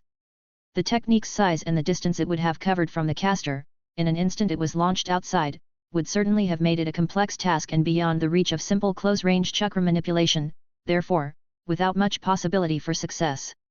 But, the needed internal mixture of natural energy, instead, with one's own chakra could then lead to petrification if not properly managed, a danger also magnified during high intensity and various battle scenarios when focus and concentration, for chakra control, got divided. As the sky deepened into shades of twilight, Hikari returned to calm and focused and continued his meditation, delving deeper into the realm of what he now knew was the natural energy with the aid of his Byakugan. He moved with the natural rhythm of the world around him, trying to synchronize his chakra with the elusive patterns of natural energy he sought to understand and harness. This unique meditative session stretched on, with Hikari fully immersed in the experience, pushing the limits of his perception. However, after some time, a slight discomfort began to manifest, a subtle signal from his Byakugan that it was time to conclude the session. Recognizing this indication, Hikari gently closed his eyes, allowing the visual prowess of his Byakugan to fade as he brought the meditation to a close. With a deep, grounding breath, he acknowledged the progress made and the limitations respected, rising from his seated position with a sense of accomplishment and understanding. As night fully enveloped the courtyard, Hikari retreated back inside his room, the peaceful and productive session leaving him in a state of deep contemplation. Moving to his large adult bed, he settled in for the night, the day's experiences and insights weaving through his thoughts as he drifted off to sleep. Chapter 29, Arriving to the Patriarch's Residence. Another morning swiftly arrived, and after completing his morning chores, engaging in a training session with Takumai, and following through with his new post-training ritual, Hikari moved on to his chakra control and physical exercises. He allowed himself a brief period of recovery, albeit on a somewhat rushed schedule. Before he knew it, lunchtime and the afternoon had approached. Realizing the day was moving quickly, Hikari dressed in slightly more formal robes, opting for dark blue colors that he favored, and prepared for a significant occasion. He had received an invitation to visit the Patriarch's estate, a summons delivered through Takumai earlier that morning. This invitation was the reason behind the urgency in Hikari's routine today. As Hikari made his way to the Patriarch's estate, his thoughts drifted towards the Patriarch himself. This wasn't the first time he had been invited over for lunch, so he was well acquainted with the path and felt no nervousness about the meeting. In fact, Takumai, along with his wife who resided in the 7th estate with Hikari, extended an invitation to Hikari to join them for lunch, typically on the weekends, and Hikari often accompanied them. Walking through the pathways primarily used by the main branch and its attendants, Hikari reflected on how different his journey felt compared to 3 years ago. Back then, as he walked through similar hallways and paths, he was met with scorn, mockery, and ridicule. Insults were thrown his way, and the disdain in the eyes of others was palpable. This time, however, the atmosphere was markedly different. Regardless of age, everyone he passed looked at him with kindness in their eyes, as if he were their son, grandson, or a precious treasure. People greeted him warmly as Hikari-kun, inquiring about his well-being, and his training progress, and confirming if he was off to see the Patriarch again. Offers of help were freely given, coupled with expressions of curiosity, care, respect, affection, and even envy. The disdain that once colored their interactions was nowhere to be found. This shift in treatment was a direct result of Hikari's burgeoning talent and the council's decision urging the clan to change their approach towards him. Instead of continuing the previous treatment, the clan was now instructed to nurture and support him with all their might. The recognition of his potential and the official endorsement of his importance to the clan had transformed how he was perceived by his peers and elders alike. Arriving at the grand facade of the illustrious building, Hikari was met by side branch members stationed at the door. Despite his young age of 6, they addressed him with a respectful Hikari-sama, acknowledging his status and potential within the clan. Their demeanor towards him was respectful, a sign of the high regard in which he was now held. The side branch members attentively led him inside while informing him, "The Patriarch has been expecting you," alongside young Master Hayashi. As Hikari nodded and was promptly escorted through the estate, his thoughts drifted to Hayashi, who was now 18 years old. He also considered Hayashi's twin brother, Hisashi, who Hikari suspected might also be present at the lunch, like during their last few meetings together, but wasn't mentioned by the attendants due to obvious reasons. In reality, after Hiruto and Haruto Hyuga, who were now 8 and 10 years old respectively, Hayashi and Hisashi were one of the closest to Hikari in age within the main branch. The Patriarch often paired Hayashi and Hisashi with Hikari in the hope of fostering a stronger bond among them. The Patriarch's decision was influenced by Hikari's exceptional maturity, which overshadowed his mere 6 years. Despite his young age, Hikari demonstrated a level of understanding and composure that surpassed those of many of his older peers. Also, following that pivotal Hyuga Council meeting which affirmed Hikari's restored status within the clan, the dynamic between him and the younger Hyugas, Hiruto and Haruto, took another turn. Initially, their grandfather, the 7th elder, had explicitly forbidden them from antagonizing Hikari any further. This prohibition was a direct consequence of the council's discussion that day to restore his status and stand behind him collectively. However, once things regarding Hikari finally calmed down, and the brothers were allowed to issue a formal challenge to him, the situation was notably different than the last time again. Hikari had not only embraced his training unlike before but had excelled, even mastering the 8 trigrams 16 palms already by that point. This put him at a significant advantage. When the brothers, with Haruto even activating his Byakugan by that time, initiated their challenge, they were utterly unprepared for Hikari's strength once again. Hikari, remembering their past actions and his promise of retribution, effortlessly defeated them. He not only humiliated them in combat but also fulfilled his vow to choke them out once more. This decisive victory served multiple purposes for him. It reinforced Hikari's burgeoning reputation as a prodigy within the clan, deterred Hiruto and Haruto from contemplating further challenges out of a newfound extreme fear, and symbolized the capitulation of the 7th elder's lineage in the face of Hikari's undeniable talent. Over the past few years, Hikari also hadn't made any visits to his parents' graves located in Konoha's cemetery. The emotional connection to his parents had dimmed to a point where he felt indifferent towards them. For Hikari, there was no compelling reason to pay respects at the cemetery, especially considering the potential risks involved. He understood that such a visit could be misunderstood by the clan, stirring unnecessary suspicion or concern about his loyalties once again. Moreover, visiting the cemetery could unintentionally signal to the 3rd Hokage and the village's leadership that he was vulnerable or seeking a connection outside the Hyuga clan. This could lead to unwanted attention, including the possibility of Anbu operatives being dispatched to escort him for a meeting with the Hokage. Such a scenario was fraught with risks, as it might not only be an attempt to sway him towards serving Konoha's interests more directly but could also escalate to more coercive measures if he seemed resistant. As Hikari stepped into the living room of the Patriarch's personal residence, he found himself in a space that reflected the elegance and tradition of the Hyuga clan. The room was spacious and immaculately kept, with polished wooden floors that gleamed under the soft light filtering through the paper screen windows. Traditional Japanese scroll paintings adorned the walls, depicting serene landscapes and powerful dragons, symbols of strength and wisdom that resonated with the Hyuga's values. In the center of the room, a low, polished wooden table was set upon tatami mats, around which the Patriarch, Hayashi and Hisashi were already seated. Patriarch's wife already passed away a few years back. The furnishings were minimalist yet sophisticated, with cushioned seating arranged around the table for comfort during their meal. Delicate vases holding simple, elegant flower arrangements provided a touch of color and life to the room, while carefully placed incense burners filled the air with a subtle, calming fragrance. The Patriarch nodded to the side branch attendants and they all stepped away. The Patriarch's soft smile and warm greeting set a relaxed tone as Hikari entered the living room.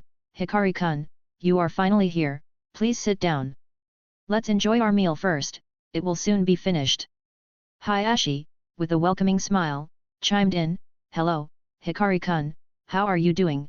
In contrast to the others, Hisashi made an effort to rise and greet Hikari more formally before being gently encouraged by Hikari to remain seated. "Please sit down, Hisashi-senpai, I will join you at the table right away." Hikari then addressed the table with a polite and fluid greeting, "Lord Patriarch, young Patriarch, good afternoon, how have you all been?" He found his place at the low wooden table and settled into the traditional sitting position on the tatami mats. His behavior reflected not only his respect for Hyuga traditions and the clan's hierarchy but also his understanding of the delicate dynamics within the family, especially concerning Hisashi. Hikari made a conscious effort to address Hisashi with the respectful senpai honorific, acknowledging him politely as his senior, despite him being a member of the side branch, unlike Hikari from the main branch. Hikari understood the unique circumstances surrounding Hisashi well, although he was born into the Patriarch's lineage, a direct line of the main branch, fate and clan traditions had designated him as a side branch member, instead, complete with the cursed seal marking. However, despite these external labels and the burdens they carried, Hisashi was still regarded as a genuine family member by his father, Hiroyoshi the Patriarch, and his twin brother, Hayashi, the heir apparent to the Patriarch position, in Hikari's past observation. The hierarchies of the Hyuga clan tradition necessitated a public adherence to the roles prescribed by one's branch status, creating a necessary distance in formal settings. However, within the privacy of the family home, such distinctions faded, allowing for a semblance of normal family interactions, including shared meals and other domestic activities. Therefore, Hikari's kind way of treating Hisashi wasn't just about being nice. He hoped it would make a good impression on the Patriarch and Hayashi themselves. By showing respect to Hisashi, Hikari was showing that he understood and cared about the family's complicated situation. He thought this might help him get on even better terms with the Patriarch's line. And it seemed to have worked, so far, judging by their increasingly warmed-up relationship. Hikari had long understood the reasons behind Hisashi being branded with the cursed seal. It boiled down to his being an identical twin born just minutes after Hayashi. This situation presented potential complications for clan succession that could be neatly avoided by designating one twin as a branch member. The concern was that Hisashi, being the younger and identical twin, might challenge Hayashi's position as the heir due to him being unwilling and indignant in the future. After all, he was the younger brother, that was true, but just for a few meager seconds younger. Moreover, their identical genetic makeup meant their chakra networks could be indistinguishable, raising the possibility of one posing as the other with no definitive way to tell them apart. It would be a really bad situation to have related to one clan's main patriarch position. The decision to brand Hisashi with the curse mark and assign him to the branch family was a preemptive move to sidestep these potential issues. And Hikari recognized that such a decision likely came under considerable pressure from other elders within the clan. It was hard to imagine any father willingly imposing such a harsh fate on his child simply because of the timing of his birth, to prevent theoretical future disputes. The choice to mark Hisashi was probably driven by the elders' insistence, a move to safeguard the clan's stability and succession line. Understanding this, Hikari saw the special treatment Hisashi received from his father, Hiroshi the Patriarch, and his brother Hayashi not just as acts of love but also of remorse. Both Hiroshi and Hayashi were likely trying to compensate for the injustice Hisashi faced due to the clan's rigid traditions and the elders' demands. Chapter 30, A Lunch Together with the Patriarch. As Hikari took his seat, the conversation flowed easily, covering a range of subjects but mainly focusing on Hikari's recent training progress, how he was feeling recently, his potential immediate needs, and his plans. The atmosphere was cordial, indicative of a very intimate gathering, albeit one with significant implications given the status of those involved. After enjoying the lunch, which was served promptly and savored by all, there was a hush in the conversation. It was then that the Patriarch, with a tone of genuine interest and perhaps a hint of excitement, addressed Hikari with a soft tone. "I heard that you mastered the 64 palms from the fifth elder," the Patriarch inquired, his eyes keenly observing Hikari for his response. This question was not casual small talk, it was a recognition of Hikari's growing prowess and his potential impact on the clan's future. "Yes, under the careful guidance of Sir Fifth Elder and the help of the clan's resources, I managed to become fairly proficient in that technique," Hikari replied, his tone humble yet confident. Hisashi seemed a little stunned after hearing about Hikari's achievement, unlike Hayashi, who appeared ready with his praise at this time. "It's a big deal, Hikari-kun, and it speaks mostly to your talent, smarts, and effort. I only got the hang of the 64 palms when I was 12, Hayashi said this with genuine warmth as if showing that he was truly happy for Hikari. There was no hint of jealousy or resentment that you might expect from someone who's next in line to lead the clan, from the Patriarch's lineage, and found out a younger clan member, from another main branch lineage, mastered a critical technique 6 years before he did so. However, Hayashi's present reaction could be traced back to a profound conversation he had with his father, the Patriarch, just the day before after the Patriarch got notified about Hikari's achievements from the fifth elder. During that father-son discussion, Hayashi learned in great detail about several critical issues facing the Hyuga clan, including the delicate balance of power between their clan and Konoha village, and other clans as well, and the shifts in the Hokage's stance towards the said clans too, particularly the Hyuga as well. That conversation had been a revelation, fully opening Hayashi's eyes to the broader challenges and responsibilities that came with his role as the future Patriarch, for the first time. All cards were laid in front of him, for the first time, by his father, who had been reluctant to fully involve him in the highest decision-making of the clan until that time. Moreover, Hayashi had been also made initially aware of another, and most important, stunning secret about the clan vaguely, that only patriarchs and future patriarchs of their lineage get to know about, a revelation that had reshaped his perspective on Hikari's talents and the future of the Hyuga clan. A clan he was the most proud of and loved, with all of his heart, in his life, and for which in its future he was ready to sacrifice his own life at any point in time. That newfound knowledge completely assured him that even if things got out of control, his own position and their patriarch lineage could never actually become in jeopardy, even by someone of Hikari's potential and future personal strength level, due to another revelation. This newfound, comprehensive understanding helped him see Hikari currently not as a rival or a threat to his position as the future legitimate patriarch, but as a valuable asset to the clan, someone whose exceptional future abilities could play a crucial role in navigating the complex political landscape they were facing and who was a crucial part of the new strategy. With this insight, Hayashi fully embraced his father's advice to support and value Hikari in the future completely, recognizing the importance of unity and collaboration within the clan to ensure their collective strength and survival, especially regarding Hikari, who in his father's words, would become the second pillar of the Hyuga clan alongside him, the new patriarch. Such high valuation again affirmed his resolution to have a good relationship with and treat Hikari well in the future, more so as his main partner in the clan than just another clansman. While the warmth and enthusiasm from Hayashi and the patriarch took Hikari by surprise, it set his mind racing with thoughts. They seem genuinely pleased with what I've accomplished. But, why? Aren't they worried that since my talents overshadowed Hisashi's by this margin, I might want Hisashi's spot in the future, given how strong I'm becoming? No, they're too savvy and grounded in reality to overlook such implications, especially this old patriarch. Instead, they must feel secure in their positions and confident they can keep any ambitions I might have in check, for some reason. Fascinating. This clan has even more depth and mysteries than I previously thought. If they keep supporting me like they are now, I see no reason to disrupt the current line of succession and status quo. However, on the other hand, I'm definitely going to dig deeper into these secrets, and uncover them, one way or another. These thoughts raced through Hikari's mind, though he kept up a guise of child's innocence and modesty on the outside. Internally, Hikari was busy piecing together his next moves.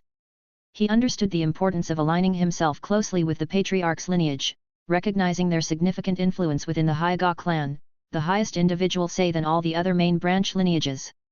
However, beyond that, Hikari also saw an opportunity to be near the clan's core, to uncover the layers of mysteries he sensed were guarded closely by the patriarch's lineage alone. Hikari had long pondered the resilience and enduring power of this exact same patriarch's lineage throughout the Hyuga clan's history shown in the historical records he read before.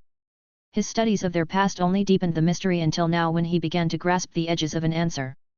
It appeared that the lineage's unshakable position and its ability to maintain leadership over centuries against the 9 other different main branch lineages of elders, at the same time, might indeed stem from possessing a true, tangible secret power, unlike the others.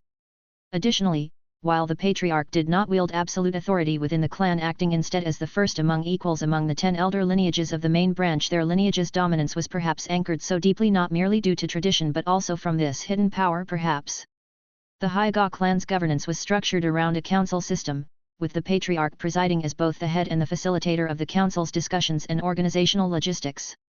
This setup mandated that significant decisions required a collective consensus among the elders, adhering to a straightforward majority vote mechanism. In these critical votes, the patriarch's voice carried the same weight as any other elder, with just a single vote to his name. For some day-to-day operations, while the patriarch had the autonomy to make executive decisions, even many of these routine matters were typically brought before the elders' weekly meetings for their advisory input. Furthermore, the patriarch's lineage played a pivotal role in representing the Hyuga externally, becoming the primary interface with other clans and village authorities. Intriguingly, unlike the other main branch lineages, which might choose successors based on merit, the patriarch's lineage adhered to strict primogeniture, bestowing leadership on the firstborn son. Hikari now speculated that this rigid approach to succession was deliberately designed to minimize disputes and ensure stability, which was especially important for this lineage due to that same critical matter. As their conversation continued, the discussion, somewhat unexpectedly, shifted toward the Hyuga clan's various commercial ventures, administrative tasks, and broader operations. Hikari, drawing upon his extensive modern knowledge from Earth before his transmigration, contributed to the conversation with insights that demonstrated a surprisingly sophisticated understanding of these topics. His grasp on matters usually reserved for seasoned clan members did not go unnoticed, eliciting another round of admiration from all three present. However, Hikari managed to maintain a balance between humility and a modest sense of pride. He purposefully showed that ability in hopes of solidifying his standing in the eyes of the clan's leadership even more, showcasing the depth of his intellect and the breadth of his potential contributions to the Hyuga clan's future. While Hikari engaged enthusiastically in the conversation, sharing his insights, he consciously held back the bulk of his revolutionary ideas and strategies. He had a treasure trove of knowledge from his previous life that could potentially transform the Hyuga clan's commercial and administrative efficiencies. Yet, he chose not to lay all his cards on the table during this discussion with the Patriarch and his sons. Hikari had bigger plans. He reasoned that unveiling his full suite of ideas before he officially assumed the role of the third elder, a position that was rightfully his by birth, would be premature. Hikari envisioned first applying these innovations to bolster the operations and standing of his lineage within the clan. He believed in enhancing his lineage's prosperity and influence as a priority, demonstrating a blend of self-interest and strategic foresight. After all, at his core, Hikari was someone who meticulously calculated his moves, always aiming to maximize benefits for himself before extending his advantages to the broader clan. The knowledge he shared today was merely the tip of the iceberg, basic insights from his past life. In contrast, he had already mapped out detailed, actionable plans to significantly boost his lineage's financial returns and elevate its influence. Instead, Hikari's strategic reveal of his knowledge during this conversation was a calculated move, designed to further enhance his standing in the Patriarch's eyes. By demonstrating a high level of understanding and insight into the clan's operations without unveiling the full extent of his revolutionary ideas, he aimed to position himself as both capable and intelligent, yet still hinting at a deeper potential yet to be unlocked. This tactic was part of Hikari's broader strategy to solidify his reputation and value within the clan, particularly with the Patriarch, ensuring that when the time came for him to assume his rightful place as the third elder, he would already be viewed as a highly esteemed and indispensable member of the Hyuga clan. And Hikari's decision to share just a glimpse of his profound knowledge paid off sooner than expected. The Patriarch, perhaps impressed by Hikari's demonstration of advanced insight or his remarkable mastery of the 64-palm technique at such a young age, made an unexpected announcement. He expressed his intention to advocate at the next Hyuga Council meeting for Hikari to begin his immersion into the business and administrative operations of the third lineage, currently overseen by Takumai, earlier than originally planned. This early introduction, before officially taking on the role of the third elder at the age of 12, was designed to help Hikari familiarize himself with the inner workings of his lineage's affairs, build rapport with its members, and ensure a seamless transition into future leadership. Hikari, seemingly prepared for such an opportunity, responded with a mix of gratitude and enthusiasm. He thanked the Patriarch with a respectful politeness, infused with a genuine sense of appreciation. His response, brimming with the eagerness of youth to take on new challenges and prove his worth, was exactly what one might expect from someone of his age and position. Yet, beneath this facade of innocence, Hikari fully recognized the strategic significance of this. Chapter 31, Gentle Step, Twin Lion Fist Technique. As the lively discussion came to a close, the Patriarch shifted the mood with a sudden but gentle command directed at Hayashi and Hisashi. Hayashi, Hisashi, please make your way to the main dojo and wait for us there. We shall join you shortly for a shared training session. His voice, though firm, carried an undercurrent of familial warmth, making it clear that his request was not up for debate. Both young Hyugas understood the importance of obeying their father's wishes without delay. With a nod of agreement, Hayashi replied, "Understood. We'll prepare for your training." Once Hayashi and Hisashi had exited, leaving Hikari and the Patriarch in the privacy of the spacious room, a palpable sense of seriousness enveloped the space. The Patriarch's gaze upon Hikari softened slightly, indicating the shift from a clan leader addressing his members to a mentor preparing to impart wisdom to his protege. "Hikari-kun, can I place my trust in you, and how do you feel about our clan?" the Patriarch asked suddenly. Caught slightly off guard by the suddenness of the question, Hikari took a moment to collect his thoughts before responding. "It seems that it is still a taboo topic for him to mention the village in front of him, so he tested me in this way." "Lord Patriarch," Hikari began, his tone respectful and earnest, "you can place your trust in me. I am fully committed to our clan and its prosperity. My feelings towards the Hyuga clan are of deep respect and a strong sense of duty. I understand the responsibilities that come with my position and potential, and I am ready to meet those challenges for the betterment of our clan. I understand that there exist both rights and obligations when you are a part of a shinobi clan. I'm fortunate enough to enjoy the tremendous attention, care, and resources from the clan, so I plan to also repay the clan and give myself to the fullest in the future. The Patriarch listened intently, searching Hikari's expression for the sincerity behind his words.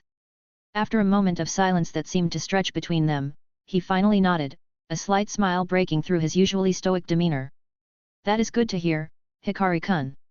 Your talents and achievements have not gone unnoticed, and neither has your loyalty. The path ahead will not be easy, and it will require more than just skill. It will require wisdom, compassion for our kin, and a deep understanding of what it means to be a Hyuga. Leaning forward, the Patriarch's gaze fixed more intently on Hikari. The clan is at a pivotal moment, and in the coming years, we will face challenges that will test us in ways we have not been tested before. Your role in navigating these challenges will be crucial. I hope you will continue to grow, not just in strength but in character, and help lead the Hyuga into a prosperous future. Yet, it is through strength that you can offer the greatest aid to our clan. In a world where power prevails, it would be a disservice to let your remarkable abilities be stifled by trivial cross-lineage barriers of our branch. Thus, I've decided to entrust you with a high-level technique, exclusive to our Patriarch's lineage, a technique not yet fully mastered even by Hayashi. This is the gentle step, Twin Lion Fist, a legacy of our ancestors. I trust that you will grasp its essence swiftly and exceed my expectations once more. Watch closely now. The Patriarch positioned himself with ample space in the living room, his posture shifting to one that denoted both concentration and readiness. The gentle step, Twin Lion Fist, is more than just a technique, it is a symbol of our lineage's courage and strength, he began, his voice steady and imbued with a sense of pride. As he spoke, he slowly channeled his chakra, his hands beginning to glow with an ethereal blue light. The air around them seemed to thrum with energy, a tangible manifestation of the Patriarch's control and power. This technique combines precise chakra control with the Hyuga's gentle fist taijutsu, allowing the user to create two lion-shaped bursts of chakra around their hands, he explained. With a sudden burst of speed, the Patriarch moved, his hands darting forward in a series of intricate motions that mimicked the ferocity and grace of a lion's pounce. The blue chakra around his hands intensified, coalescing into the distinct form of large twin lions, their ethereal roars almost audible in the charged atmosphere.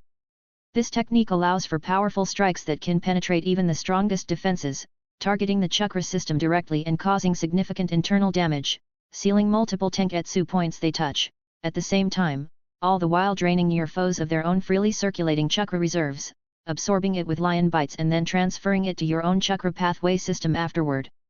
The Patriarch continued his demonstration with a flawless display of technique and power, but be warned, it requires mastery over your chakra and a deep understanding of the gentle fist art.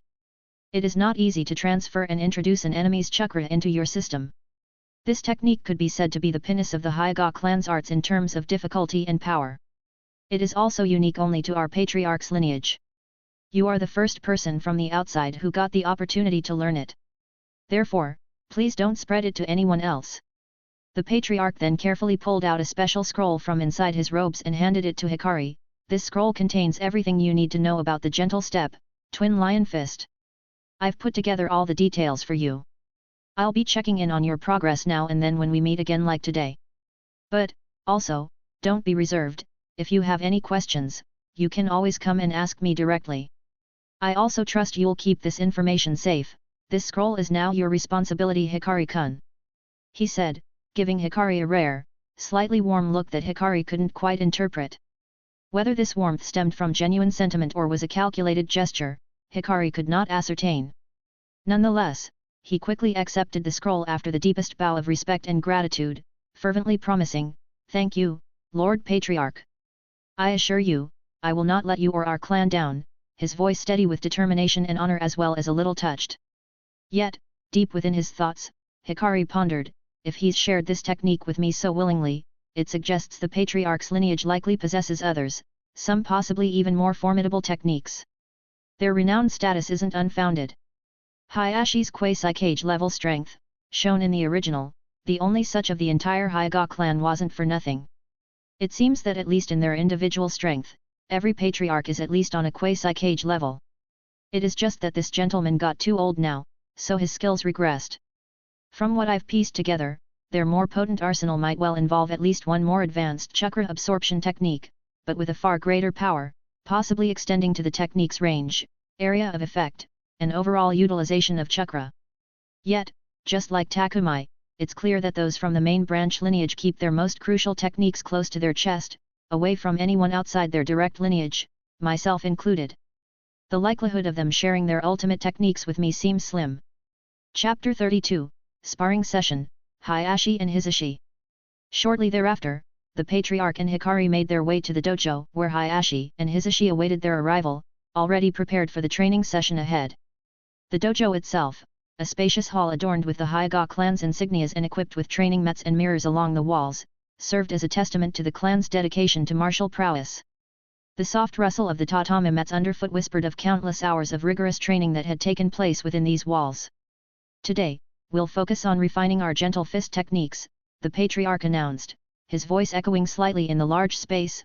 Hayashi, Hisashi, I want you to practice the basic strikes and blocks. Hikari, I'd like to see your progress with the 64 palms. Hayashi and Hisashi nodded, moving to one side of the dojo to begin their exercises, their movements synchronized and fluid, a reflection of their deep-rooted understanding of the Hyuga's fighting style.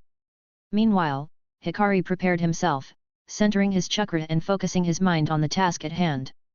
Under the watchful eyes of the Patriarch, Hikari began demonstrating the 64 palms technique, his movements a blur of precision and speed. Each strike was aimed with pinpoint accuracy, targeting imaginary chakra points in the air before him. The demonstration wasn't just a display of physical skill but also an exhibition of his deep understanding of the Hyuga's taijutsu and chakra control. As Hikari concluded his demonstration, the Patriarch nodded in approval, his gaze acknowledging the young Hyuga's talent and dedication. Very well done, Hikari-kun. Your mastery of the technique at such a young age speaks volumes of your potential, he commended, offering a rare smile that conveyed both pride and expectation. Yet, what do you think of a sparring session? Hikari-kun, would you be willing to spar with Hisashi first, followed by Hayashi, suggested the Patriarch, proposing a hands-on practice. Hikari and Hisashi both agreed and then positioned themselves in the center of the dojo, their postures a testament to their training and heritage. With a respectful martial arts salute and acknowledgement of both their competition and their bond as clan members, they commenced their spar under the curious eyes of Hayashi and the Patriarch by opening their Byakugan at the same time. Hikari, even at his young age, demonstrated remarkable prowess and agility, weaving through Hisashi's defenses with a fluidity that belied his years.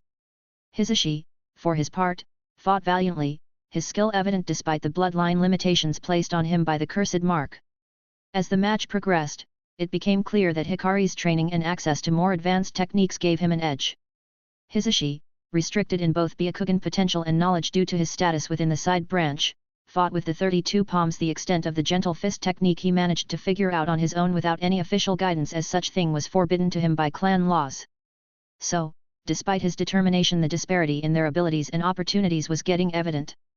The outcome, though somewhat expected, was met with mixed emotions. Hikari, respectful in victory, extended a hand to help Hisashi to his feet. The Patriarch and Hayashi watched closely, the former with a thoughtful expression, perhaps pondering the implications of the clan's traditions, and the latter with a sense of brotherly concern and surprise at Hikari's victory. This spar, while a display of skill and dedication, also underscored the complexities and divisions within the Hyuga clan, between the potential allowed to flourish and the potential restrained, between the paths laid out by birthright, and those altered by fate.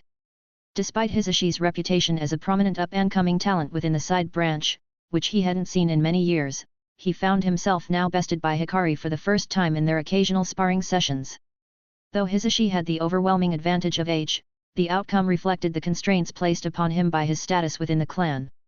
While Hisashi processed the mix of emotions stemming from this defeat, Hikari offered words of consolation and encouragement, as even he understood how damaging it could be to be defeated by someone so young, so speaking with a sincerity that surprised even himself.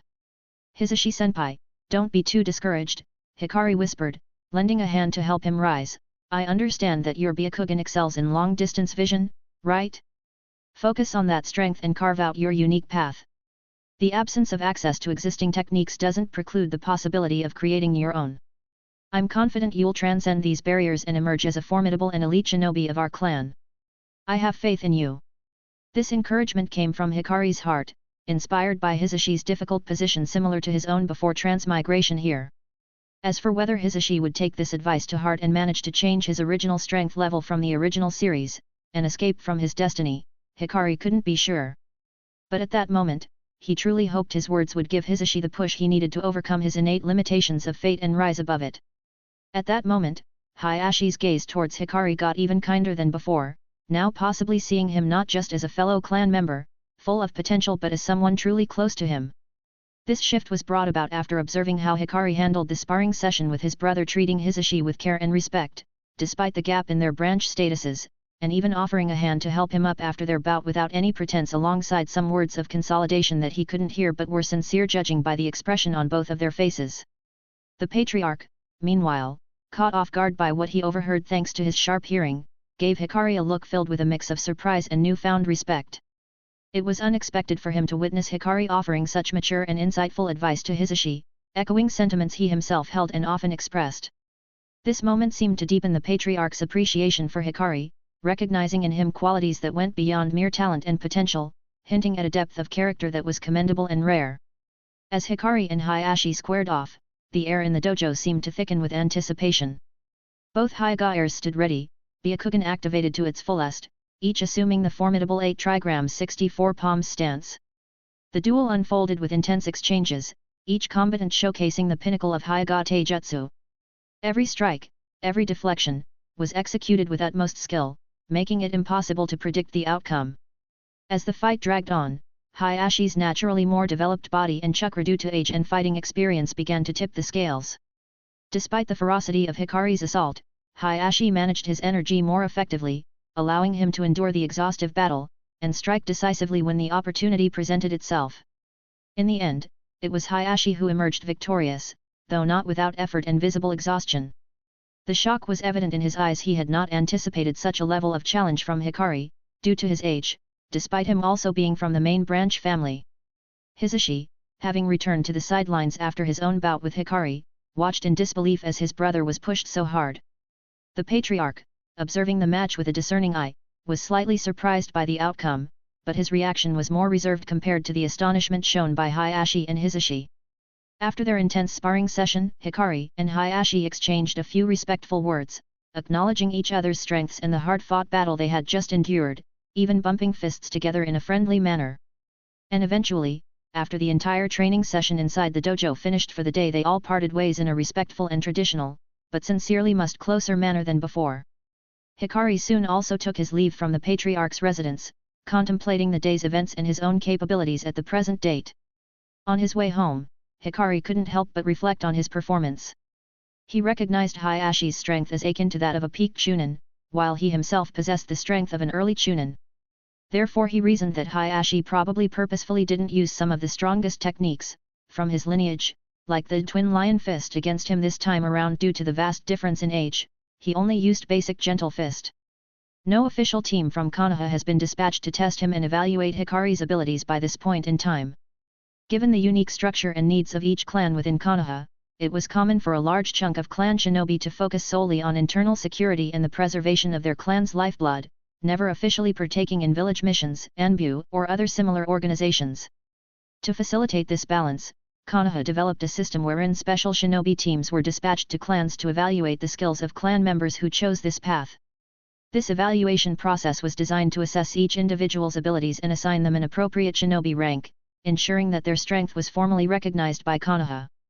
The agreement between Konoha and its clans, allowing special shinobi teams to evaluate clan members who focused on internal security, served a dual purpose. For Konoha, it was a strategic move that allowed the village leadership, particularly the Hokage, to maintain an updated and detailed understanding of the strengths and capabilities within each clan. This was crucial for preparing and planning in times of war, ensuring that Konoha could effectively mobilize its forces and utilize the unique abilities of its diverse clans. On the other side, the clans agreed to this arrangement as it provided formal recognition of their members' skills and contributions, even if those members chose not to participate in standard village missions. This recognition was significant, albeit less valuable than the information the Hokage gained regarding the clan's potential for combat and defense.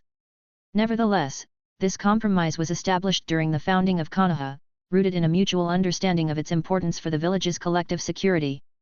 No clan dared to misrepresent their capabilities or withhold information about their members, as doing so could jeopardize their standing within Konoha and potentially lead to consequences if discovered. This system of evaluation and recognition thus reinforced the delicate balance of trust and cooperation that underpinned the relationship between Konoha and its clans. Hikari, though still too young to be part of this evaluation process, was acutely aware of its implications. Understanding that the Hokage's interest in this system was more about gathering intelligence than rewarding the clans, Hikari saw it as another facet of the complex dynamics within Konoha. This insight into how power and information were managed within the village added another layer to his understanding of the world he lived in and the role he was to play within it. Chapter 33, Feeling the Side Branch's Situation.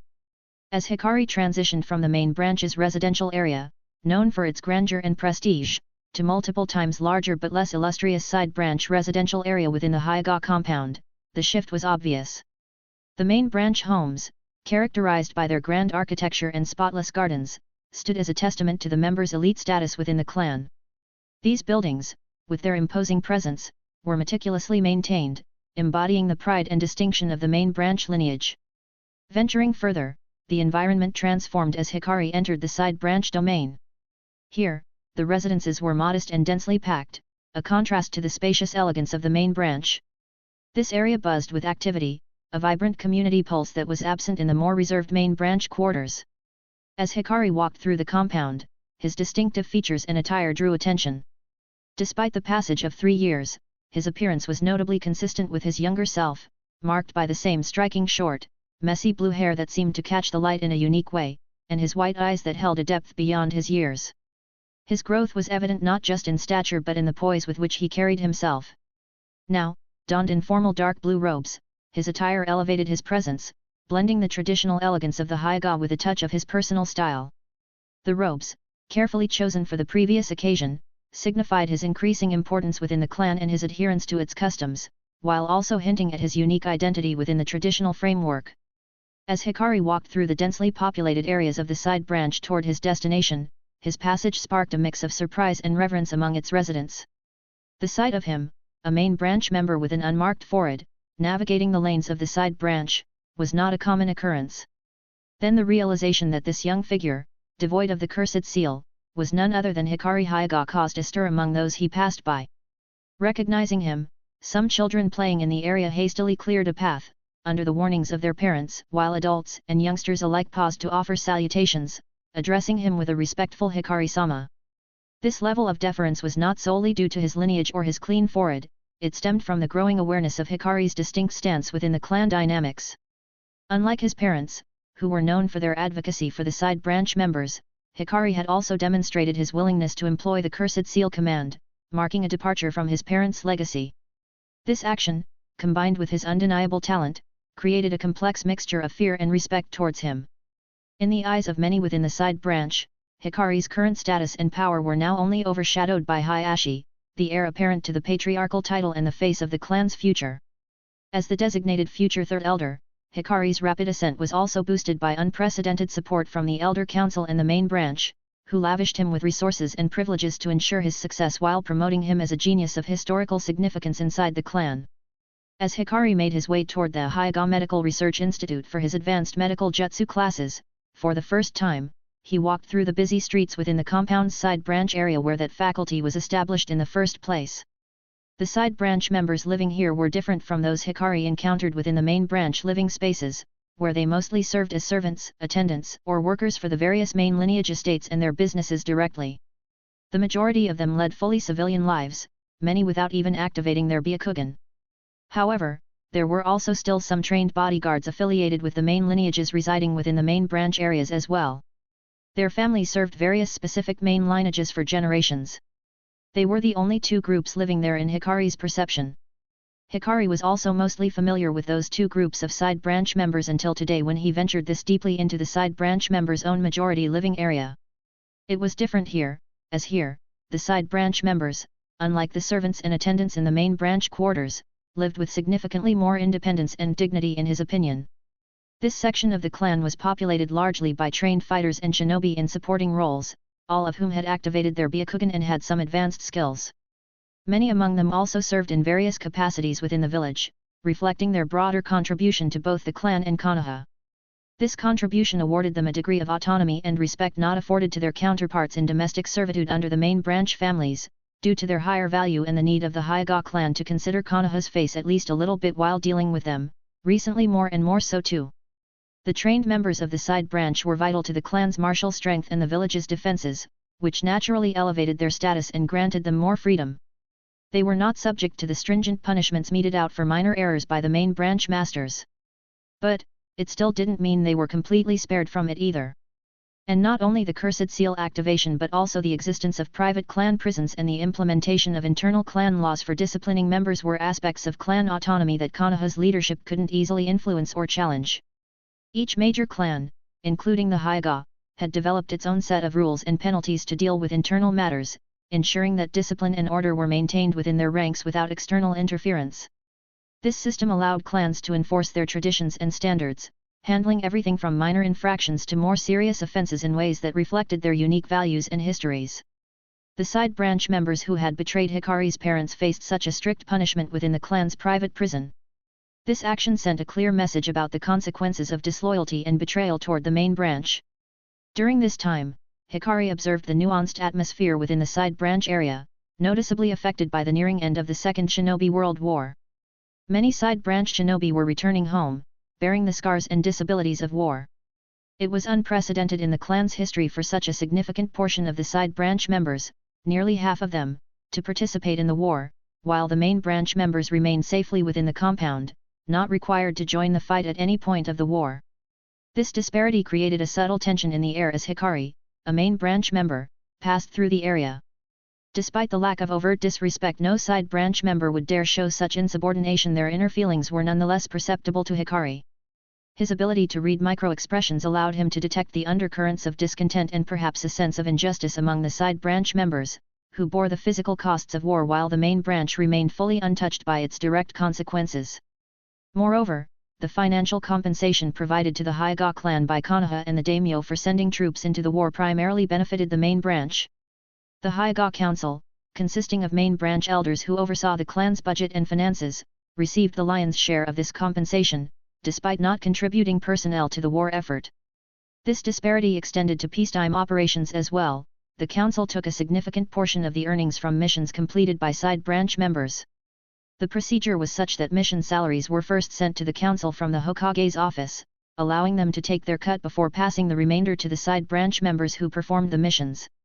However, Hikari actually saw nothing wrong with the practice of the main branch controlling the clan's finances and decision-making, viewing it as justified since the clan's bloodline, resources, and training all elevated the side branch members, allowing them to become valuable shinobi, receiving considerable higher payouts than civilian shinobi, for example.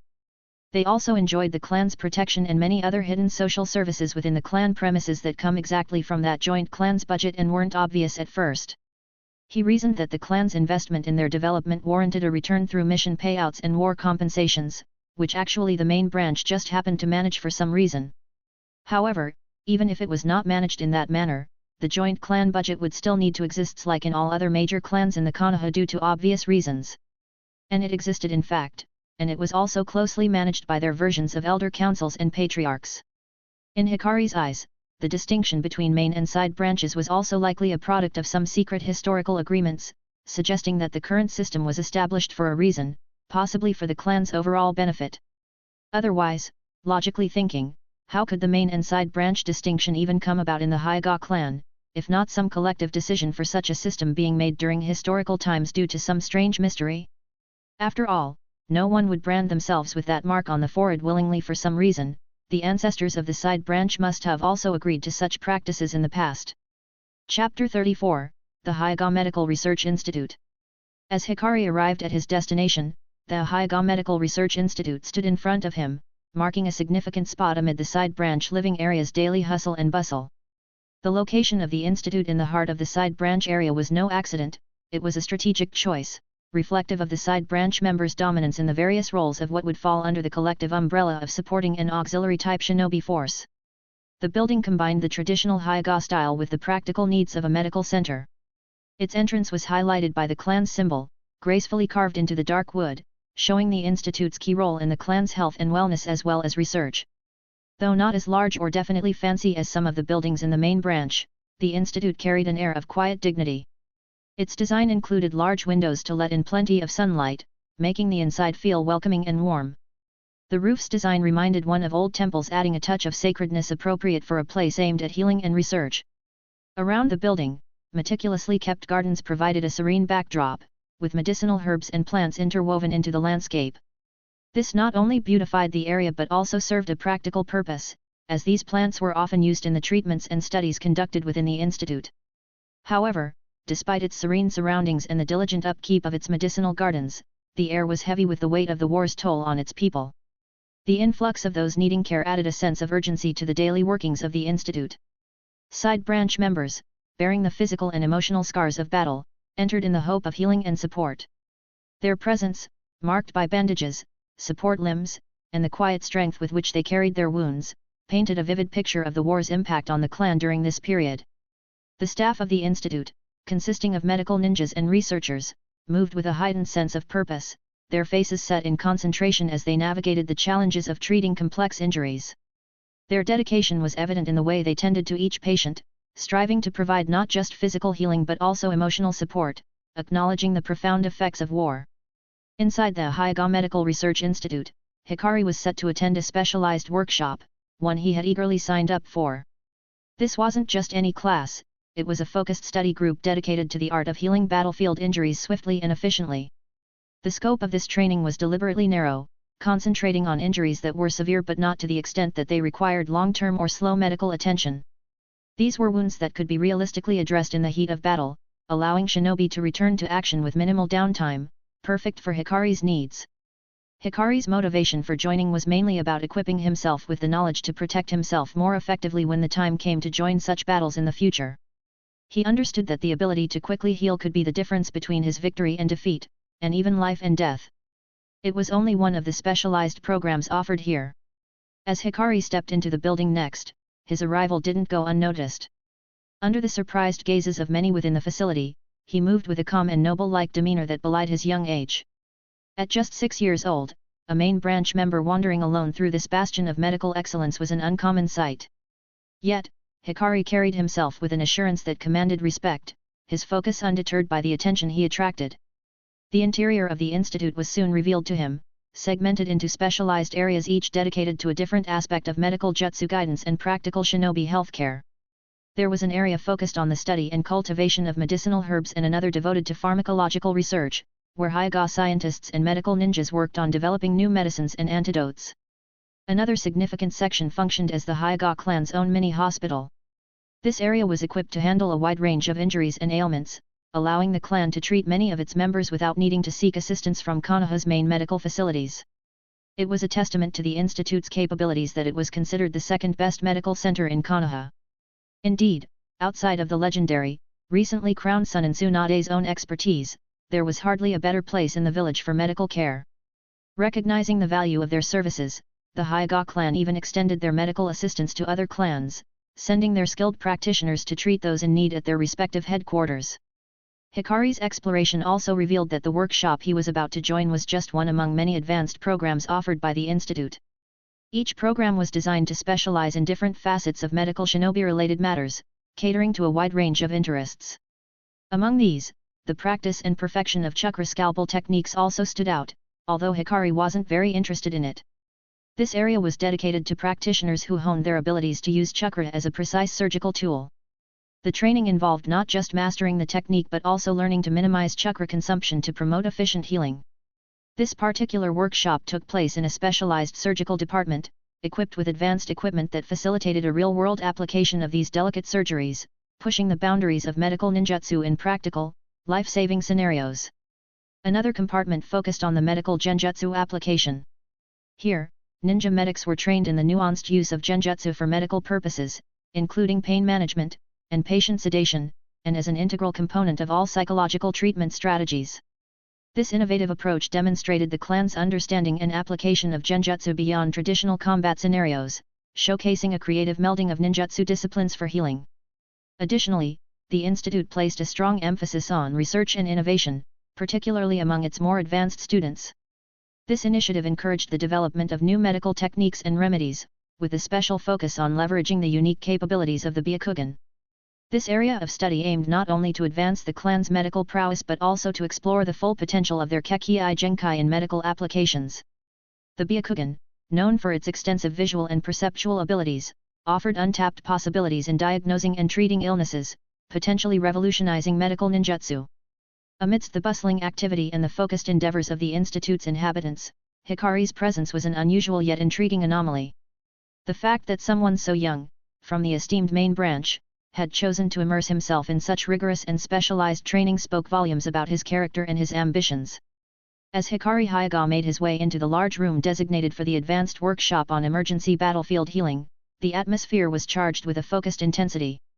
This particular session, centered on quickly managing injuries on the battlefield, was of special interest to Hikari. The room was already filled with individuals, all of whom were significantly older than Hikari, who was just a 6-year-old. They were seated around the space, which was designed to facilitate both observation from experts and practical application. The room itself was expansive and well-equipped, with medical practice dummies arranged at intervals, each accompanied by a set of medical tools and scrolls. Tables and benches were organized in a layout that allowed everyone a clear view of the demonstration area at the front, where instructors would showcase techniques and conduct simulations. Charts and diagrams detailing human anatomy and chakra points adorned the walls, serving as educational aids. Hikari's entrance into this space was a moment of mild disruption, not due to any commotion but because of the recognition that followed him. Despite his youth, he was the sole main branch member among a group entirely composed of older-than-him side branch members. Under other circumstances, a child of his age might have seemed misplaced among seasoned practitioners dedicated to mastering such a critical aspect of shinobi medicine. However, Hikari was no ordinary child. He was already known within the clan as a prodigious talent, his dedication to advancing his skills evident in his choice to attend this workshop. As he walked in, the room's occupants turned their attention towards him. Realizing who he was, several immediately stood up, their actions a blend of surprise and deep respect. "Hikari-sama," they greeted him, using an honorific that acknowledged both his status within the main branch and the exceptional promise he held as a future leader and protector of the clan. This respect was not merely due to his lineage but was a direct acknowledgement of his unique abilities and the maturity he displayed by choosing to engage in such advanced training at a young age. Hikari responded with a quiet nod, an acknowledgement of their greetings but also a signal of his desire to focus on the day's lessons. Despite the differences in age and branch affiliation, his presence brought a unifying respect for the pursuit of knowledge and skill. As he found his seat among them, the room settled back into an anticipative silence, ready to commence with the workshop. Hikari understood that it was truly unusual for someone from the main branch, especially a kid his age, to dive deep into medical training. That's why the real respect he got from everyone in the room didn't surprise him.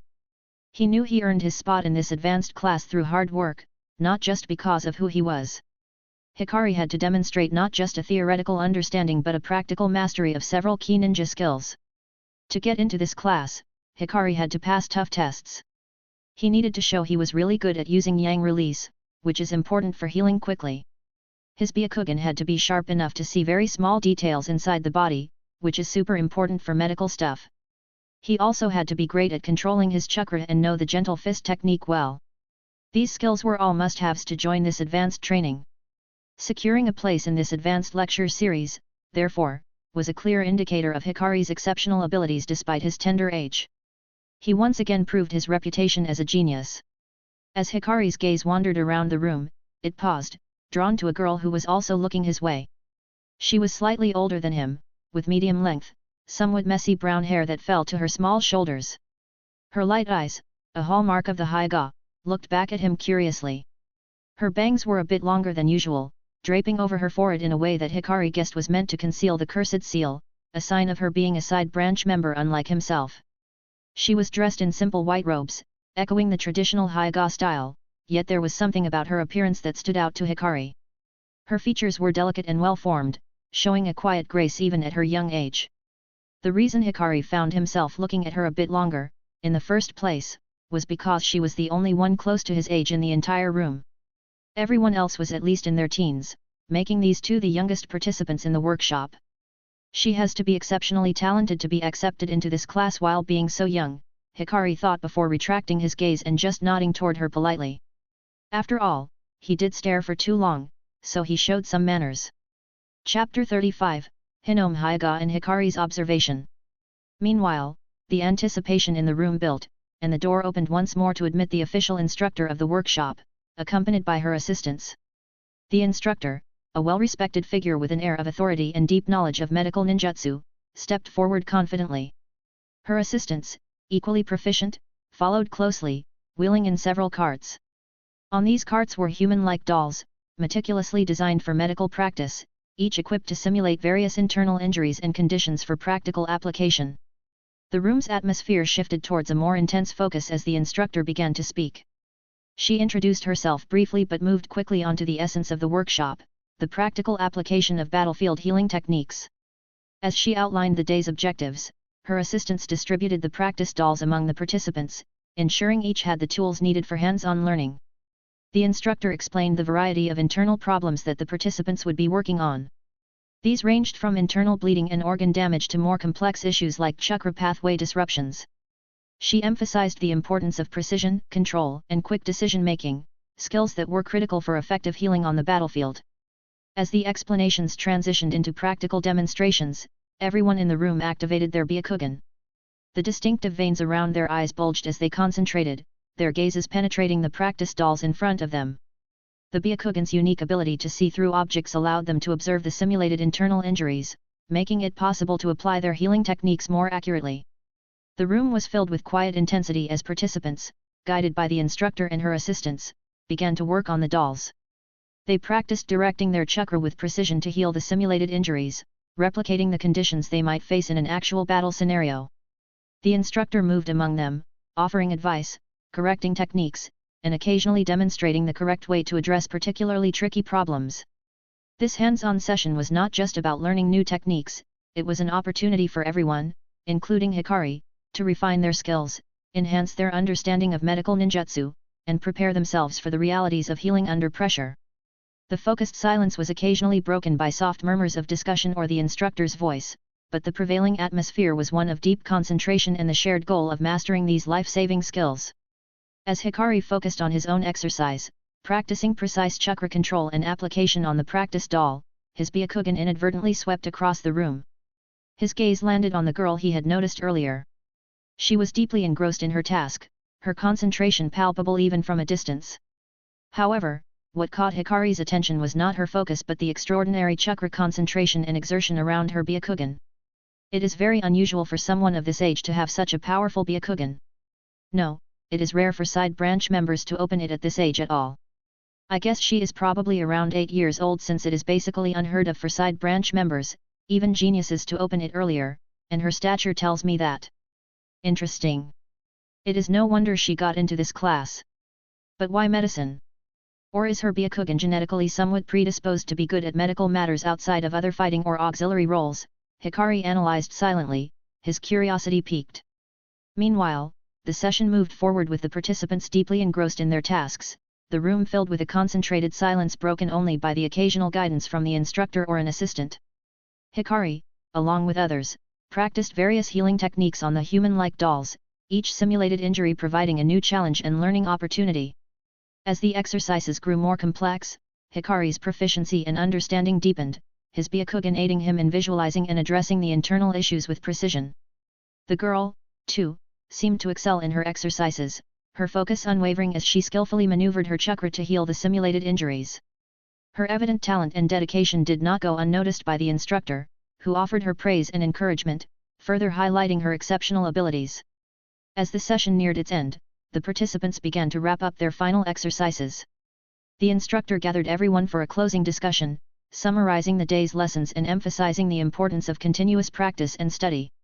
She congratulated the group on their hard work and progress, encouraging them to apply what they had learned in real-world scenarios and to never stop seeking knowledge and improvement in their medical ninjutsu skills.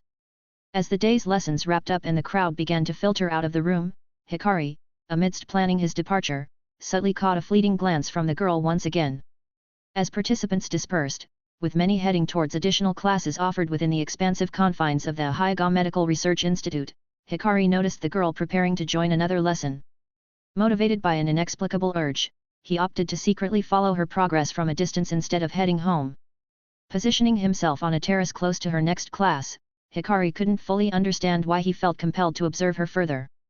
His deep interest in the Byakugan's varied potential abilities, his drive to comprehend his Kekkei Genkai more intimately seemed to guide his actions. The girls' next session was notably more advanced than their earlier workshop, delving into the management of serious injuries and conditions requiring long-term care. His intrigue didn't end with that class. Hikari discovered she was enrolled in yet another, even more, advanced session.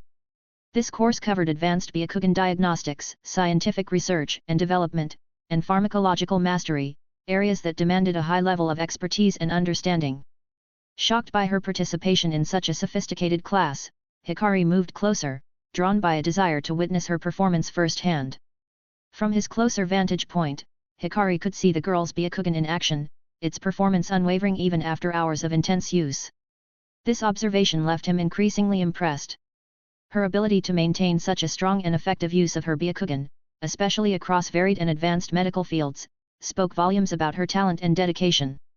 After the final, most advanced lesson concluded, and the participants began to disperse, including the girl who remained oblivious to Hikari's observation the entire time, Hikari made his move. The day had taken its toll on her, evident in her sore eyes and visible mental fatigue, yet she had remained dedicated throughout. As the room emptied, save for the instructors and the head professor handling the aftermath of the session, Hikari slid the door open and stepped inside like it was the most natural thing in the world. Chapter 36, Hinome's Value for Hikari's Aspirations. The professor, along with his assistants, seemed unfazed by Hikari's sudden appearance.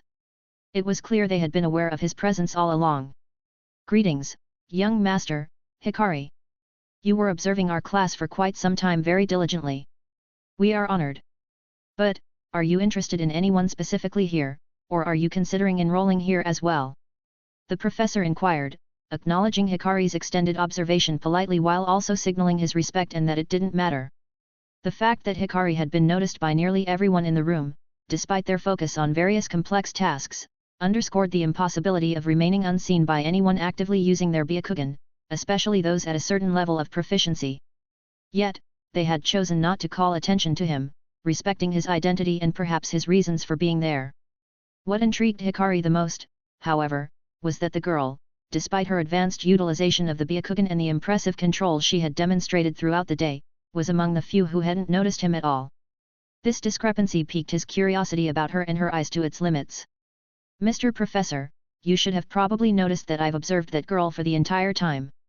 Let's be frank. I'm intrigued by her talents and eyes. Can you tell me all the information you know about her and what is her Byakugan's specialty?" Hikari didn't beat around the bush, his curiosity getting the better of him. Despite the vast age gap between him and the professor and his young age of just 6 years, Hikari communicated from a position of equality, his demeanor noble, calm, and composed. The professor, recognizing the seriousness of Hikari's inquiry and respecting his genuine interest, nodded slightly before responding, "Indeed, young Master Hikari, your interest in her talents is well placed. She is a remarkable student, displaying a level of proficiency with her Byakugan and medical ninjutsu that is rare for her age. Her name is Hinome. Like you, she has shown an exceptional talent that surpasses the expectations of our clan at such a young age," he replied honestly. "I understood most of what you said myself already. I'm asking you, is there anything even more specific and unique about her, especially her Byakugan, that you found out? After all, out of the entire room, she was amongst a few who didn't notice me at all. What I'm asking you is, does her Byakugan's specialty indeed live in only one area, so that's why she didn't notice me? Why did you all praise her when she connected her vision to these advanced microscopes?" Hikari continued, his inquiry taking on a more precise focus. As he spoke, his eyes wandered around the room, taking in the advanced equipment that facilitated the study and application of medical research and development, a testament to the surprising technological sophistication of this world Hikari already had a few speculations about from his extensive readings of history. Hikari theorized that this was all connected to chakra. People got more intelligent, due to chakra, leading to the rising technological level. However, chakra also caused various wars. So, even though the technological level has risen considerably since the introduction of chakra, wars always prevented the world from rising from a sociological and political perspective too. In a coherent manner of Hikari's past life, leaving it in this unique and strange limbo that was hard to understand to someone who experienced living in Hikari's past world. The professor listened intently, understanding the depth of Hikari's question. With a thoughtful nod, he began to elaborate. I see where your interest lies. Yes, Hinome's Byakugan does exhibit a unique specialization. It's quite rare, even within our clan known for the diversity of abilities the Byakugan can manifest. Her focus and control allow her to engage in extremely detailed and micro-level medical analysis, something that traditional Byakugan users might not focus on developing to such an extent. He paused, choosing his words carefully. This specialization, while providing her with unparalleled abilities in medical diagnosis and treatment, especially when combined with advanced medical equipment like microscopes, does come with its trade-offs. Her concentration on micro-level details means her macro-level perception, such as noticing an entire room's occupants, might not be as instinctively broad as other Byakugan users. It's not that she couldn't notice you, her focus was simply directed elsewhere, honing in on the specific details relevant to her medical studies and practice. The professor's explanation shed light on Hinome's unique gift and its implications. The praise she received when she connected her vision with the advanced microscopes was due to her ability to integrate her Byakugan's capabilities with our equipment, pushing the boundaries of what we previously thought possible in medical ninjutsu. This synergy between her Kekkei Genkai and our technology opens new avenues for research and treatment, representing a significant advancement in our field. So that's it, I understand it now. Her own Byakugan is for some reason genetically predisposed to act as some kind of a microscope on its own already. It is very good for small-scale vision. So once you connected and fused her vision with those advanced microscopes, you could achieve an even deeper level of vision than previously available. Thanks for clarifying this. It seems that the Hyuga clan has tremendous talent at this time. Please keep your eye on her and help her develop her skills. You will have big support from me in the future. Hikari concluded, a genuine smile gracing his face as he looked at the professor with a newfound kindness in his eyes. It was clear that this revelation had sparked something within him, a recognition of a valuable asset to his future plans. The professor, sensing the significance of Hikari's interest and the potential it held for his research group, nodded in agreement, also feeling extremely lucky to get Hikari's support at this time out of the blue. After all, this was the support of an already designated future third elder of the clan. And unless some extremely strange development occurred, a few years later the matter would certainly materialize formally. Certainly, young Master Hikari. We are well aware of her potential and are committed to nurturing her talents. Your interest and support are greatly appreciated. It's heartening to see such unity and foresight within our clan, especially from our younger members in positions. After exchanging a few more pleasantries with the professor, who was visibly thrilled to have his support and lavished him with praises, Hikari noticed he left the institute for real this time. As he did, he realized that his extended stay to observe Hinome had caused him to miss his scheduled Fuinjutsu lessons for the day. Undisturbed by this turn of events, Hikari made his way back to the main branch area, heading home. Yet, his thoughts lingered on Hinome and the unique capabilities of her Byakugan he accidentally discovered today. His previous excitement about Hinome's talent almost mirrored the exhilaration he felt upon discovering his own Byakugan's specialty in observing natural energy yesterday. So, Hikari believed luck was on his side, drawing parallels between his eyes' specialties and Hinome's. He speculated that while his Byakugan's specialization could potentially elevate him even to the peak of the cage level, at its best-case scenario, Hinome's abilities might indirectly, theoretically enable him to break through, even further, to the Six Paths level, or better said play a huge part in that fate-defying quest, at the best-case scenario as well. Hikari understood the magnitude of this potential breakthrough. From his knowledge, and even considering the various fanfictions he had read in a previous life, advancing to the Six Paths level always necessitated fundamental alterations at the bloodline, meaning cellular, and genetic levels. There was no other direction. He always knew he would have to face that from the moment he was reborn into this world and truly realized his highest desired targets. To reach that level you need to change the fundamental hardware of your own body, as updating your software, aka learning new jutsu, simply would not be enough anymore. Without such modifications, achieving that level of power seemed completely unattainable to the realistic and almost fatalistic Hikari. He thought about these exact topics day and night in the past, as it was his prime driving motivation in life, and that is the only conclusion he got. However, despite Hikari's daring ambitions and his willingness to challenge fate by even experimenting with his own body, he remained a rational and clear-headed individual. He approached his bold ideas with a practical mindset, understanding the enormity of the task ahead. Hikari was well aware that achieving his goals would require not only a deep scientific literacy but also time to gather the necessary resources, develop Hinome's microscopic vision, and allow her scientific practical skills to mature, among other things. Hikari felt like she was the only assistant qualified to help him achieve his goals in the future.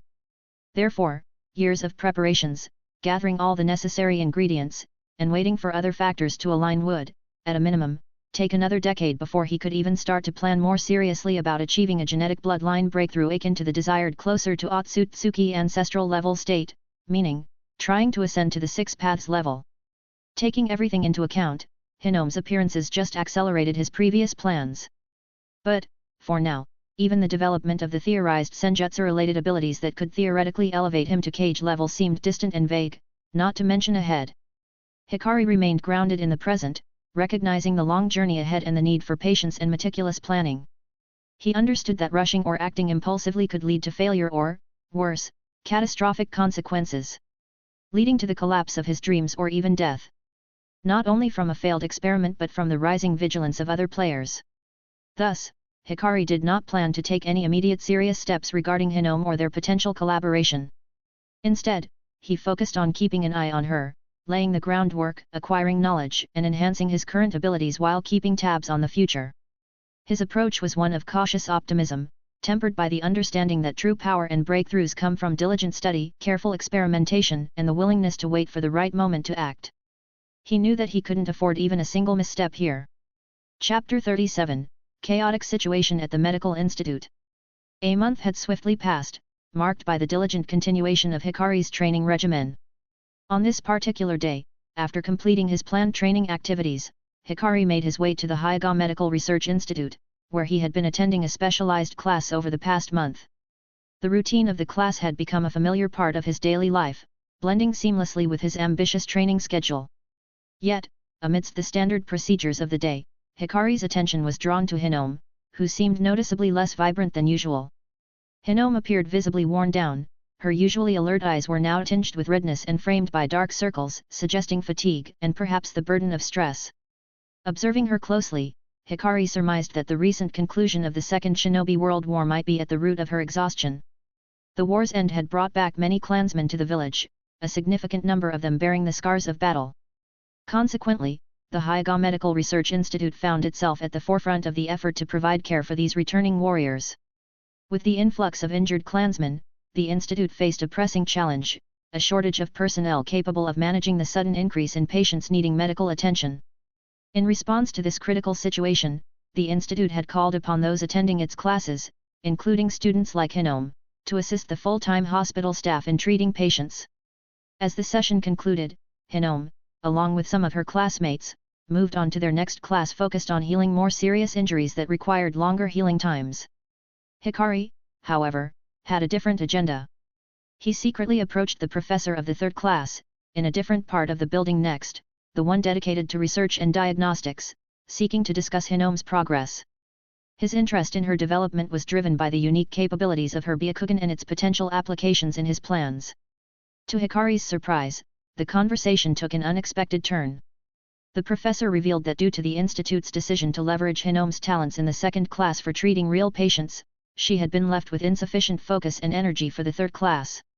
This situation had hindered her ability to further refine her scientific skills and Byakugan's microscopic vision, aspects Hikari deemed very critical for his long-term objectives. Hikari was very displeased with this revelation. This totally went against his own plans for Hinome's development. Determined to address this issue, Hikari informed the professor that he intended to speak with the director of the institute directly. However, just as Hikari stopped outside the director's office, he suddenly heard noises coming from somewhere else in the building. Quickly using his Byakugan to see what was going on, his face turned serious when he finally located the source of trouble. Without wasting a moment, he took off at top speed towards the commotion. A few minutes before Hikari sensed the trouble, Hinome found herself in a challenging situation inside the medical institute. What was supposed to be a regular class turned into an urgent call to action. Due to a shortage of medical personnel, Hinome and her fellow classmates were pressed into service, joining the ranks of full-time medical shinobi and doctors to care for the injured returning from the war. Despite being an orphan of the war herself and being promised fair compensation for her efforts, Hinome hadn't anticipated the heavy burden this responsibility would place on her. Over the past few days, she had pushed herself to the limit, using her Byakugan's special microscopic vision to treat various injuries. This constant strain led to visible signs of exhaustion. Her eyes were slightly reddish from overuse, her hair was messy than usual, and her overall appearance looked worn. She was in the middle of treating another Hyuga shinobi for an internal chakra injury, a task for which her unique vision proved incredibly useful.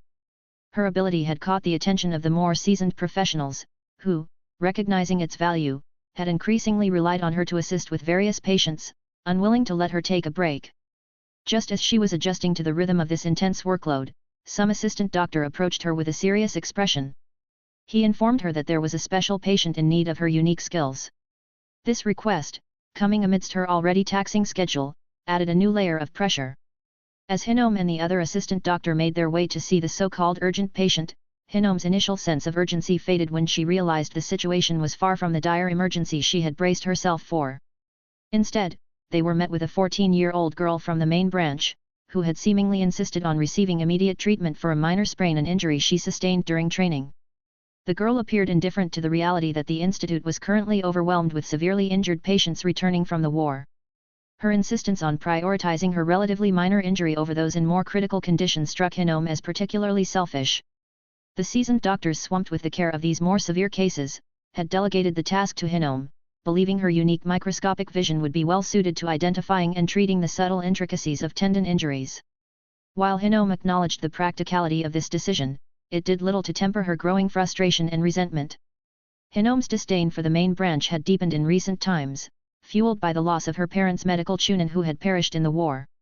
She harbored a growing bitterness towards the elite jonin and jonin of the main branch, who, in her eyes, had avoided the dangers of the front line, sending weaker and auxiliary side branch members in their stead.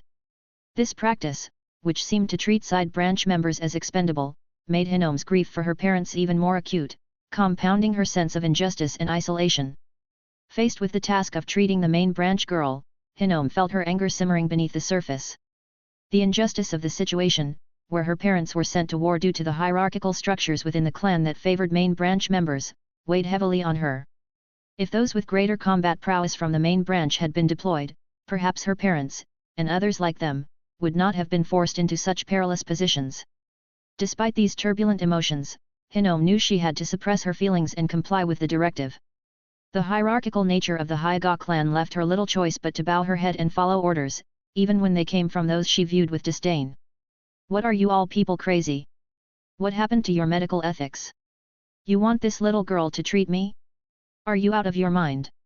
The 14-year-old girl from the main branch named Akemi, surrounded by her side branch personal attendants, didn't hold back her displeasure as she frowned and yelled loudly at Hinome and the assistant doctor who had brought her over. Her voice echoed through the large hall, filled with injured people from the war, drawing unwanted attention to the whole situation. Her outburst was typical of the pride and arrogance often associated with members of the main branch, especially those who had grown accustomed to being prioritized within the clan. To her, the idea of being treated by someone as young as Hinome, particularly in such a high-pressure and chaotic environment, was unacceptable. In her view, her status as a main branch member warranted the attention of a more experienced medical ninja no matter the timing. The girl's public display of indignation put Hinome in an even more difficult position. Not only was she grappling with her reservations and fatigue from overwork, but she now faced the added challenge of dealing with a snobbish patient who openly questioned her competence and worth based solely on her age and looked like certainly wouldn't be easy to deal with. The assistant doctor, caught off guard by the girl's reaction, looked between Hinome and the irate patient, uncertain how to defuse the situation without escalating tensions further. The hall, already heavy with the pain and fatigue of war's aftermath, grew tense as other patients and medical staff turned their attention to the unfolding drama, already boiling from the anger inside due to the girl's bratty behavior inside the hall full of really seriously injured and disabled people who just returned from the war this girl couldn't possibly even imagine. However, despite the tense atmosphere, the medical assistant, through a combination of constant persuasion and humility, finally managed to convince the main branch girl to accept Hinome's treatment. The assistant emphasized Hinome's exceptional talents and skills as a medical ninja, and how she was not just an ordinary medical ninja. Reluctantly, the girl agreed, though the atmosphere remained charged with her earlier outburst still hanging in the air. Hinome, for her part, had to suppress her feelings of disdain. She knew that at this point, she didn't have any personal choice in the matter to disagree. With quiet resolve, Hinome approached the girl and crouched on the ground in front of her to assess and treat the sprained tendon. This act, while seemingly subservient, underscored the professionalism and dedication Hinome brought to her medical duties. Despite the humiliating posture she was forced to adopt, Hinome focused on the task at hand, applying her specialized Byakugan vision and medical knowledge to address the injury with the precision and care it required. However, the toll of the past few days' relentless workload began to show. Hinome's eyes, pushed to their limits over and over again, and her concentration, stretched thin by the constant demand for her unique skills, led to an unforeseen complication. While meticulously working on resolving some of the internal tendon clots with her Byakugan's microscopic vision, it suddenly malfunctioned. Instead of healing, Hinome inadvertently aggravated the injury further. This mistake caused Akemi to experience a sudden, sharp pain. Reacting instinctively to the pain, Akemi yelled out and, in a flash of anger and reflex, stood up on her other leg and delivered a harsh slap across Hinome's face. Hinome was caught off guard, tumbling back onto the ground from the force of the blow. This incident immediately escalated tensions within the room. The commotion drew the attention of everyone present, and the indignation among the side branch members, who had witnessed the scene unfold, reached a boiling point. The act of a main branch member physically assaulting Hinome, a young and dedicated medical ninja from the side branch who was already under immense pressure treating many of the more serious cases amongst themselves diligently during the past few days, struck a nerve. It also highlighted the deep-seated divisions and resentments within the Hyuga clan, bringing them to the surface in a very public and confrontational manner this time around. For the side branch members present, this was an affront not only to Hinome but to all of them, igniting a collective outrage at the unfairness and injustice of the whole situation. Hinome, now on the ground, tried to process the sudden turn of events. The physical pain from the slap was overshadowed by a mix of shock, embarrassment, and a deepening sense of injustice. Meanwhile, at this moment, Akemi's actions and words escalated the situation further. Far from showing any remorse for her reaction, she adopted a snobbish and aggrieved tone, as if she were the one wronged. "I see all of your expressions, bastards. You probably don't think that my injury was very serious and needed to be taken care of at this time, right? Wrong. It is serious if I say that it is serious. It seems that you need to understand your place better as members of the side branch. Look at what will happen to this little girl you all care so much now." Her words dripped with entitlement and disdain, a clear reflection of the deep-seated prejudices. Her face twisted into a cruel sneer, and to the shock of everyone present, Akemi took another, even more drastic step. She activated the cursed seal command on Hinome, who was already vulnerable on the ground. The sudden activation caused Hinome to writhe in agony, an act that sent a chilling message to everyone in the hall. Akemi had a complete disregard for the sacrifices and injuries suffered by the side branch members during the war. In her eyes, the natural order of things placed main branch members above their side branch counterparts, regardless of the latter's contributions or sacrifices. Her actions were meant to quash any sense of rising dissent or resentment, enforcing a harsh lesson on the importance of submission and acknowledgement of main branch supremacy during all times and places, even special ones like today. Since activating the cursed seal command on nearly 100 side branch members inside the clan would be a disastrous move both politically and logistically, Akemi saw Hinome as a means to make an example. Therefore, the decision to target Hinome wasn't solely driven by the slight medical error that caused her temporary pain. From the moment Akemi entered the hall, she perceived hidden looks and expressions of resentment from nearly every side branch member present, including Hinome, probably caused by her presence there during this time. To Akemi, this undercurrent of dissatisfaction represented a direct challenge to the established hierarchy of the clan, a challenge she felt compelled to quash decisively as the main branch member. By choosing to enforce the cursed seal on Hinome, Akemi aimed to remind every side branch member of their place within the clan's deeply ingrained social structure. "Stop what you are doing right now." However, suddenly, the command, though coming from the slightly childish voice of the 6-year-old Hikari, carried an unexpected weight. As he arrived on the scene, his presence immediately commanded attention.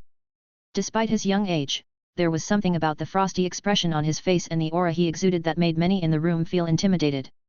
Hikari walked towards Akemi with resolute steps, his hands placed behind his back in a manner that subtly suggested he held a higher social standing than her. Akemi, taken aback by Hikari's forceful entrance and the command in his voice, momentarily paused. The room, already tense from the confrontation and the painful spectacle of Hinome suffering under the cursed seal command, now awaited Hikari's next move. Chapter 38, Another Challenge within the main branch. Did you get the permission of your parents or your grandfather, the fourth elder, before coming to run wild here like this? First, this is a hospital and a learning institution. It is not a place where some useless vase like you can run amok. Since they said that they have no medical experts ready to spare for you and send you to the fourth estate, then you just should accept that rationally, instead of going all the way here to cause trouble with your stupid brain. Hikari's voice was cold and emotionless as he delivered his rebuke, his gaze fixed on Akemi with expressionless eyes. Akemi, upon recognizing the identity of the young speaker before her, instinctively ceased the use of the cursed seal command on Hinome. The realization dawned on her that she was confronting Hikari, the future third elder, also known as the highest talent in the Hyuga clan's history. His potential and status were recognized and pushed by the entire main branch in a joint resolution, and even her grandfather and parents had repeatedly warned her to try and build the best possible relationship with him and not to provoke him under any circumstances. The sudden halt in Akemi's actions brought a wave of relief that swept through the room, palpably lifting the heavy atmosphere that had settled over the assembled crowd. Hinome, still on the ground and recovering from the acute pain inflicted by the cursed seal, turned her gaze weakly toward Hikari. In that moment of vulnerability, recognition dawned on her. This was not just any classmate stepping in to defend her, but also the boy whose parents had once been heroes on the battlefield, heroes who had saved her own parents in a time of dire need during the start of the previous war, before both sets of parents also tragically lost their lives a few years ago.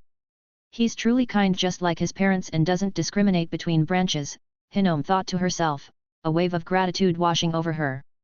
Despite the humiliation and the physical pain she had endured, Hikari's intervention had allowed her to salvage a sliver of dignity from the ordeal.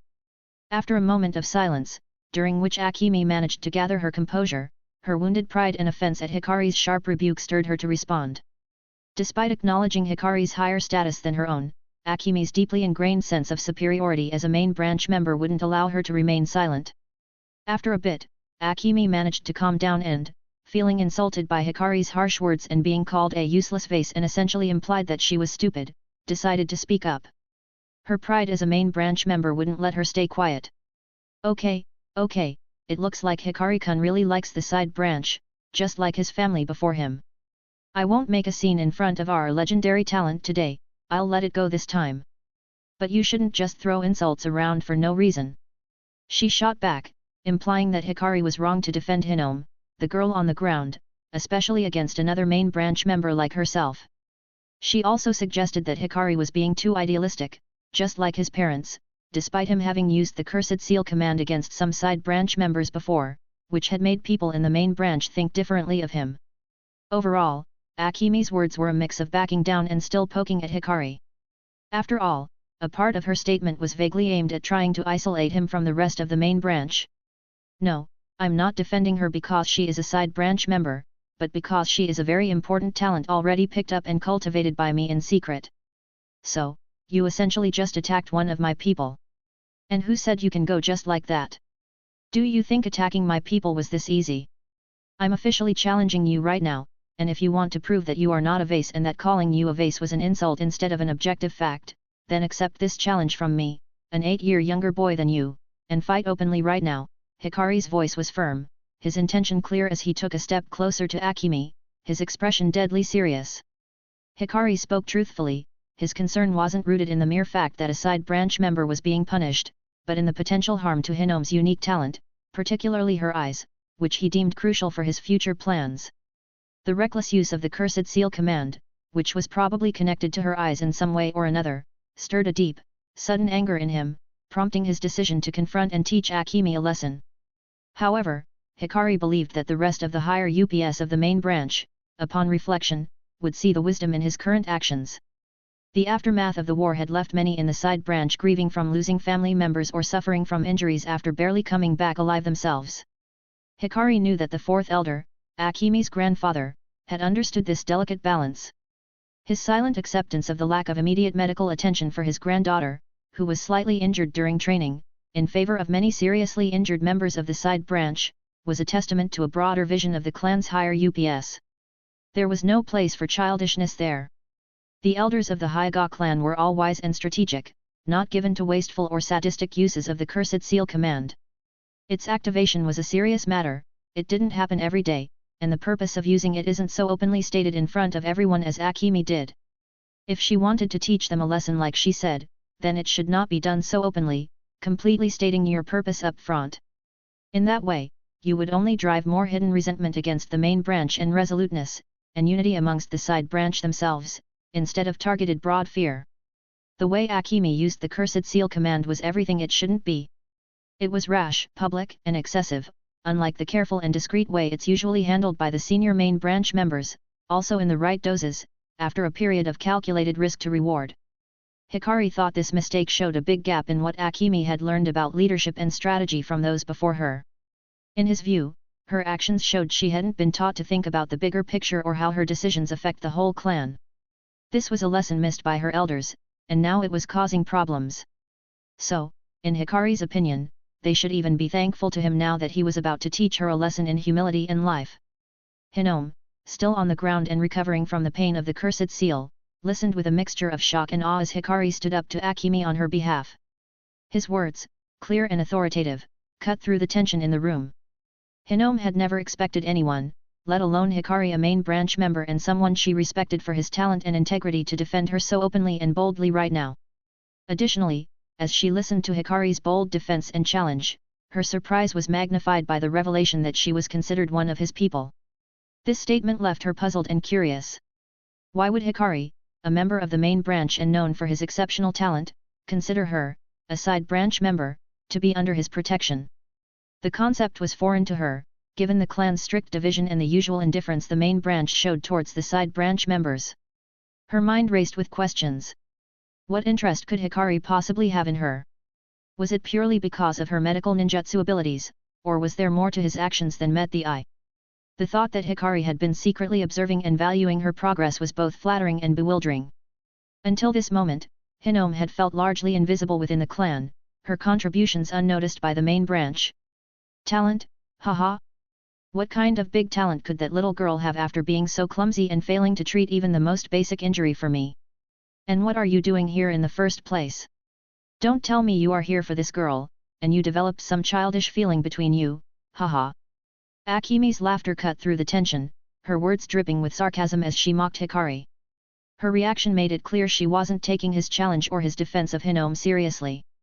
However, Akemi's response, which Hikari found foolish, only irritated him further on the inside.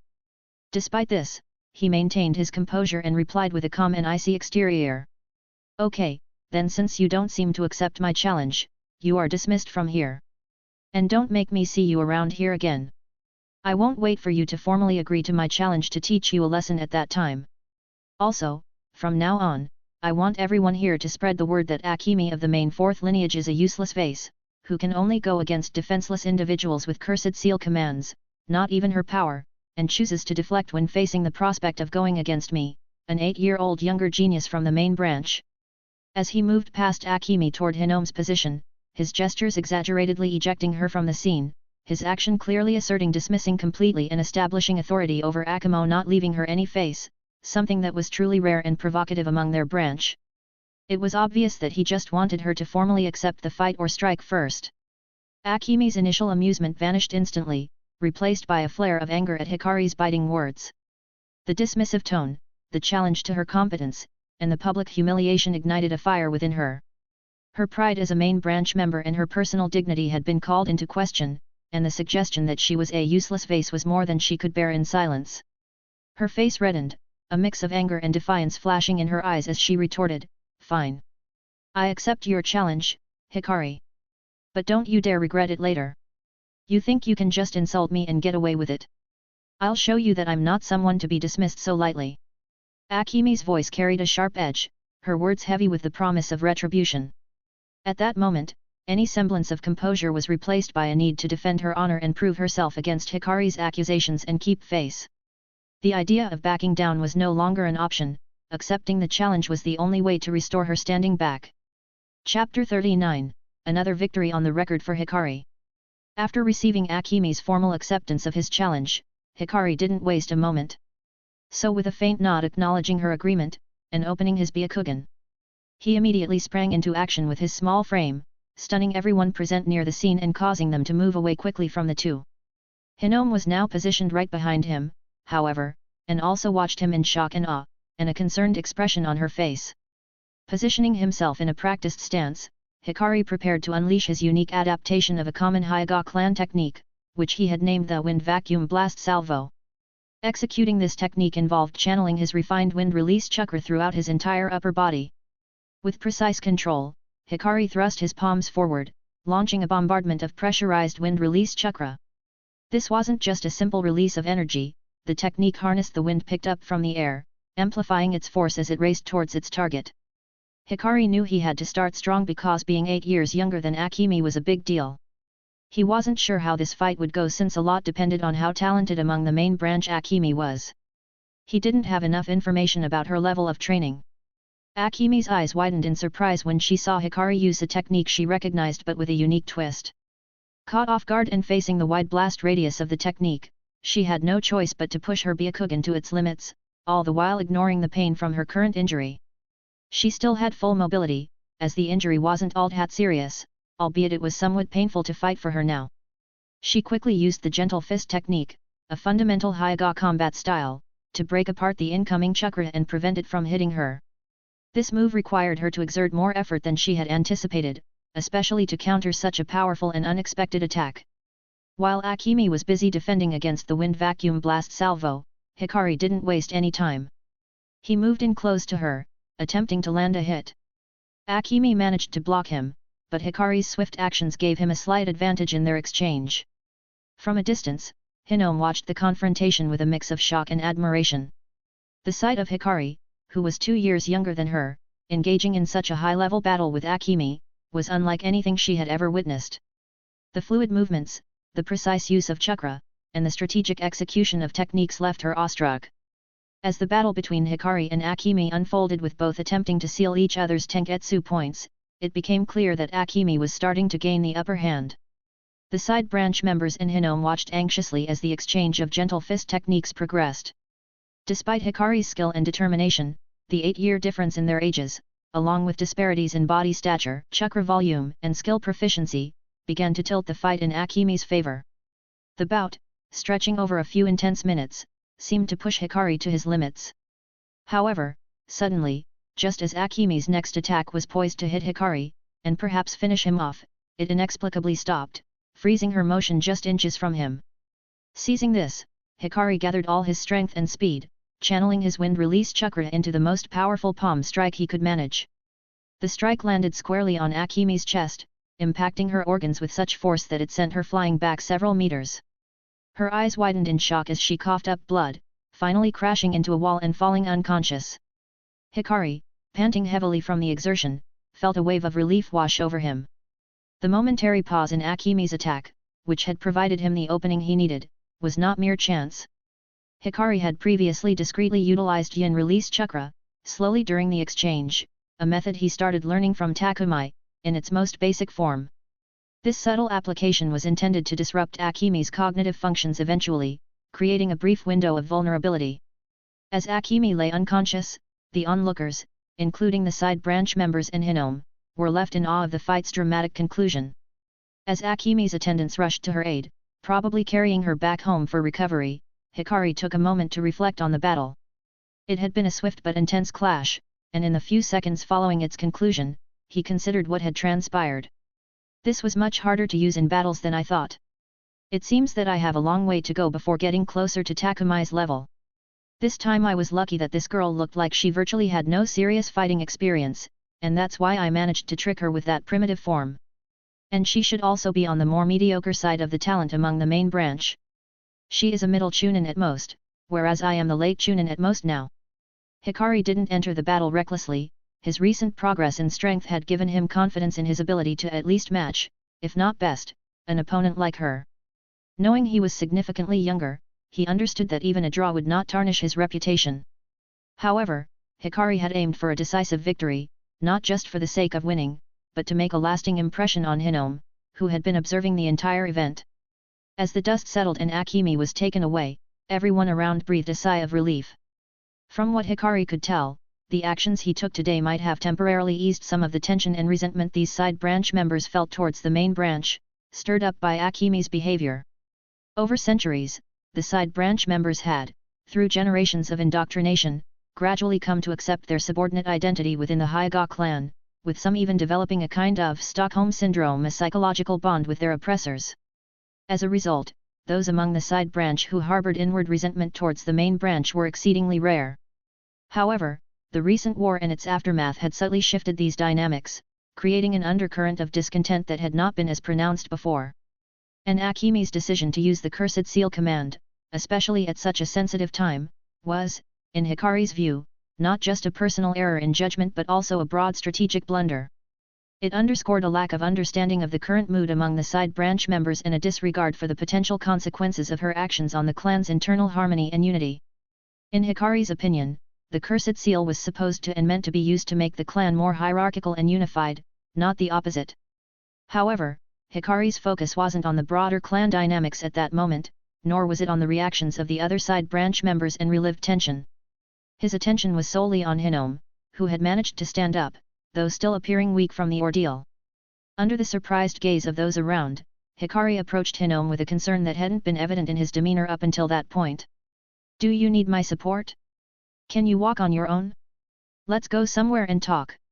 You are probably curious about why I've said that I've been watching and supporting you. Let's go," he said, his voice carrying a mix of command and genuine concern.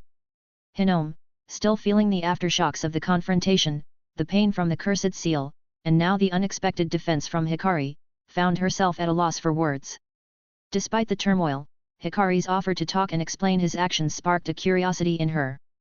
Her response was soft, a reflection of her current state: "No, I can walk alone. I will follow you." Hikari nodded in understanding and led the way to a secluded terrace nearby, which he had spotted with his Byakugan. The terrace, equipped with benches, would provide Hinome a place to sit down and rest. The walk to the terrace was silent, filled with unspoken questions and anticipations about the conversation to come. Upon arriving, Hinome gratefully took a seat on one of the benches, her posture reflecting the physical and emotional toll the day had taken on her. Hikari, meanwhile, remained standing for a moment, scanning the area with his Byakugan to ensure privacy and security before joining her. Chapter 40, The First Conversation with Hinome. "Are you feeling better now?" Hikari asked, surprisingly not diving straight into the reasons behind his previous actions. "Yeah, I'm better now, Hikari-sama. Thank you for your concern. And also thank you for helping me this time. And I am sorry I had to bother you in such a way," Hinome responded, her voice laced with a mix of relief and apology.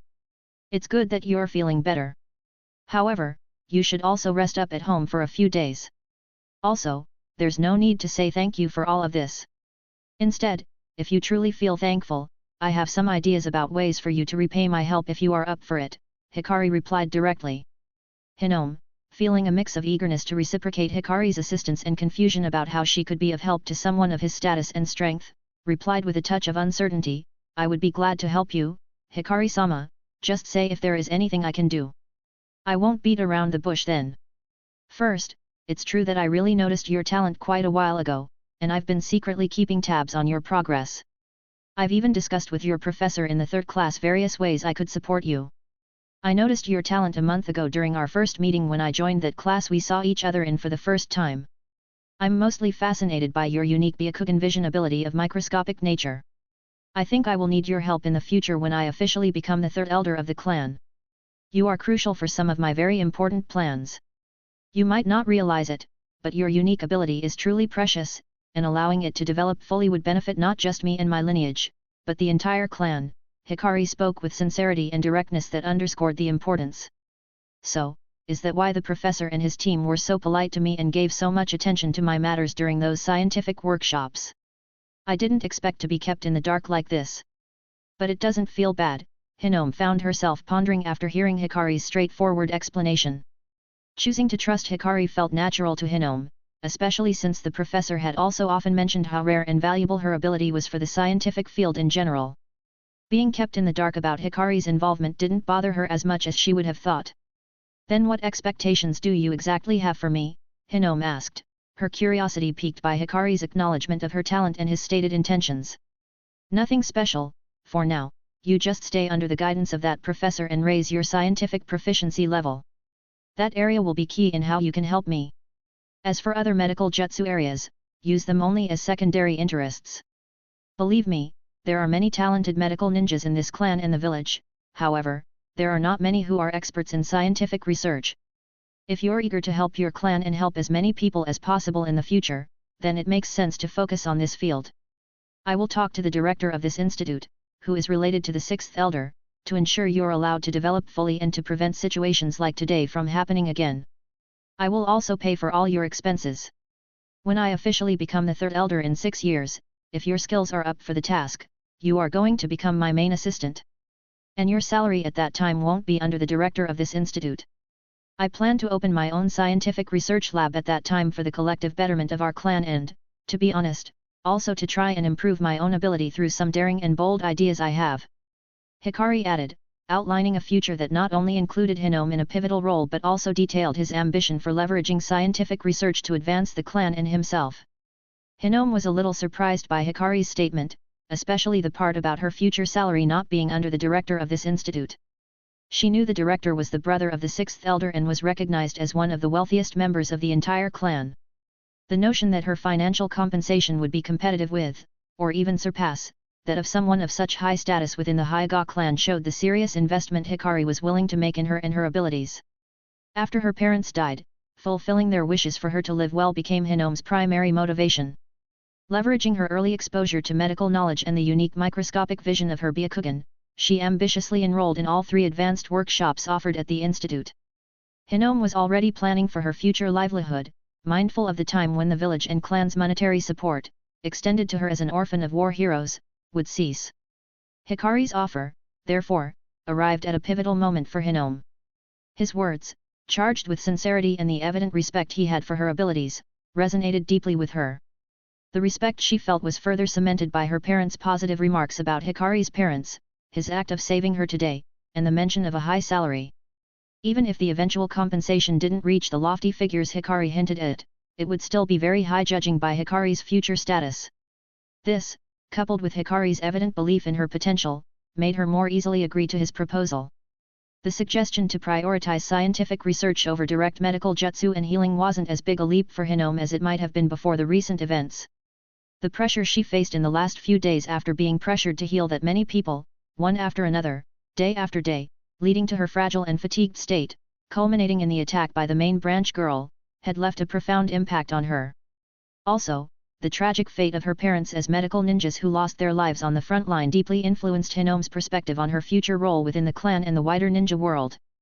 This personal history had imbued her with a strong desire to help others, a hallmark of her pursuit of medical knowledge. However, it also served as a clear reminder of the dangers and sacrifices inherent in the life of a medical ninja actively engaged in combat situations. Hikari's proposal offered a compelling alternative that aligned with her evolving outlook. By focusing on becoming a scientific professional, Hinome saw a path where she could contribute significantly to the well-being of others without exposing herself to dangers. However, just before Hinome could voice her agreement, Hikari began to speak again.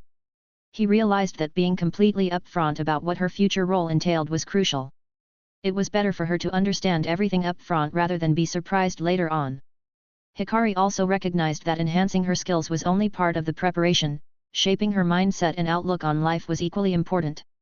The path ahead, involving certain experiments and research needed to achieve his goals, might not always align with conventional moral codes, mildly put. Hikari valued results and believed that achieving his objectives might require actions that others could view as morally ambiguous.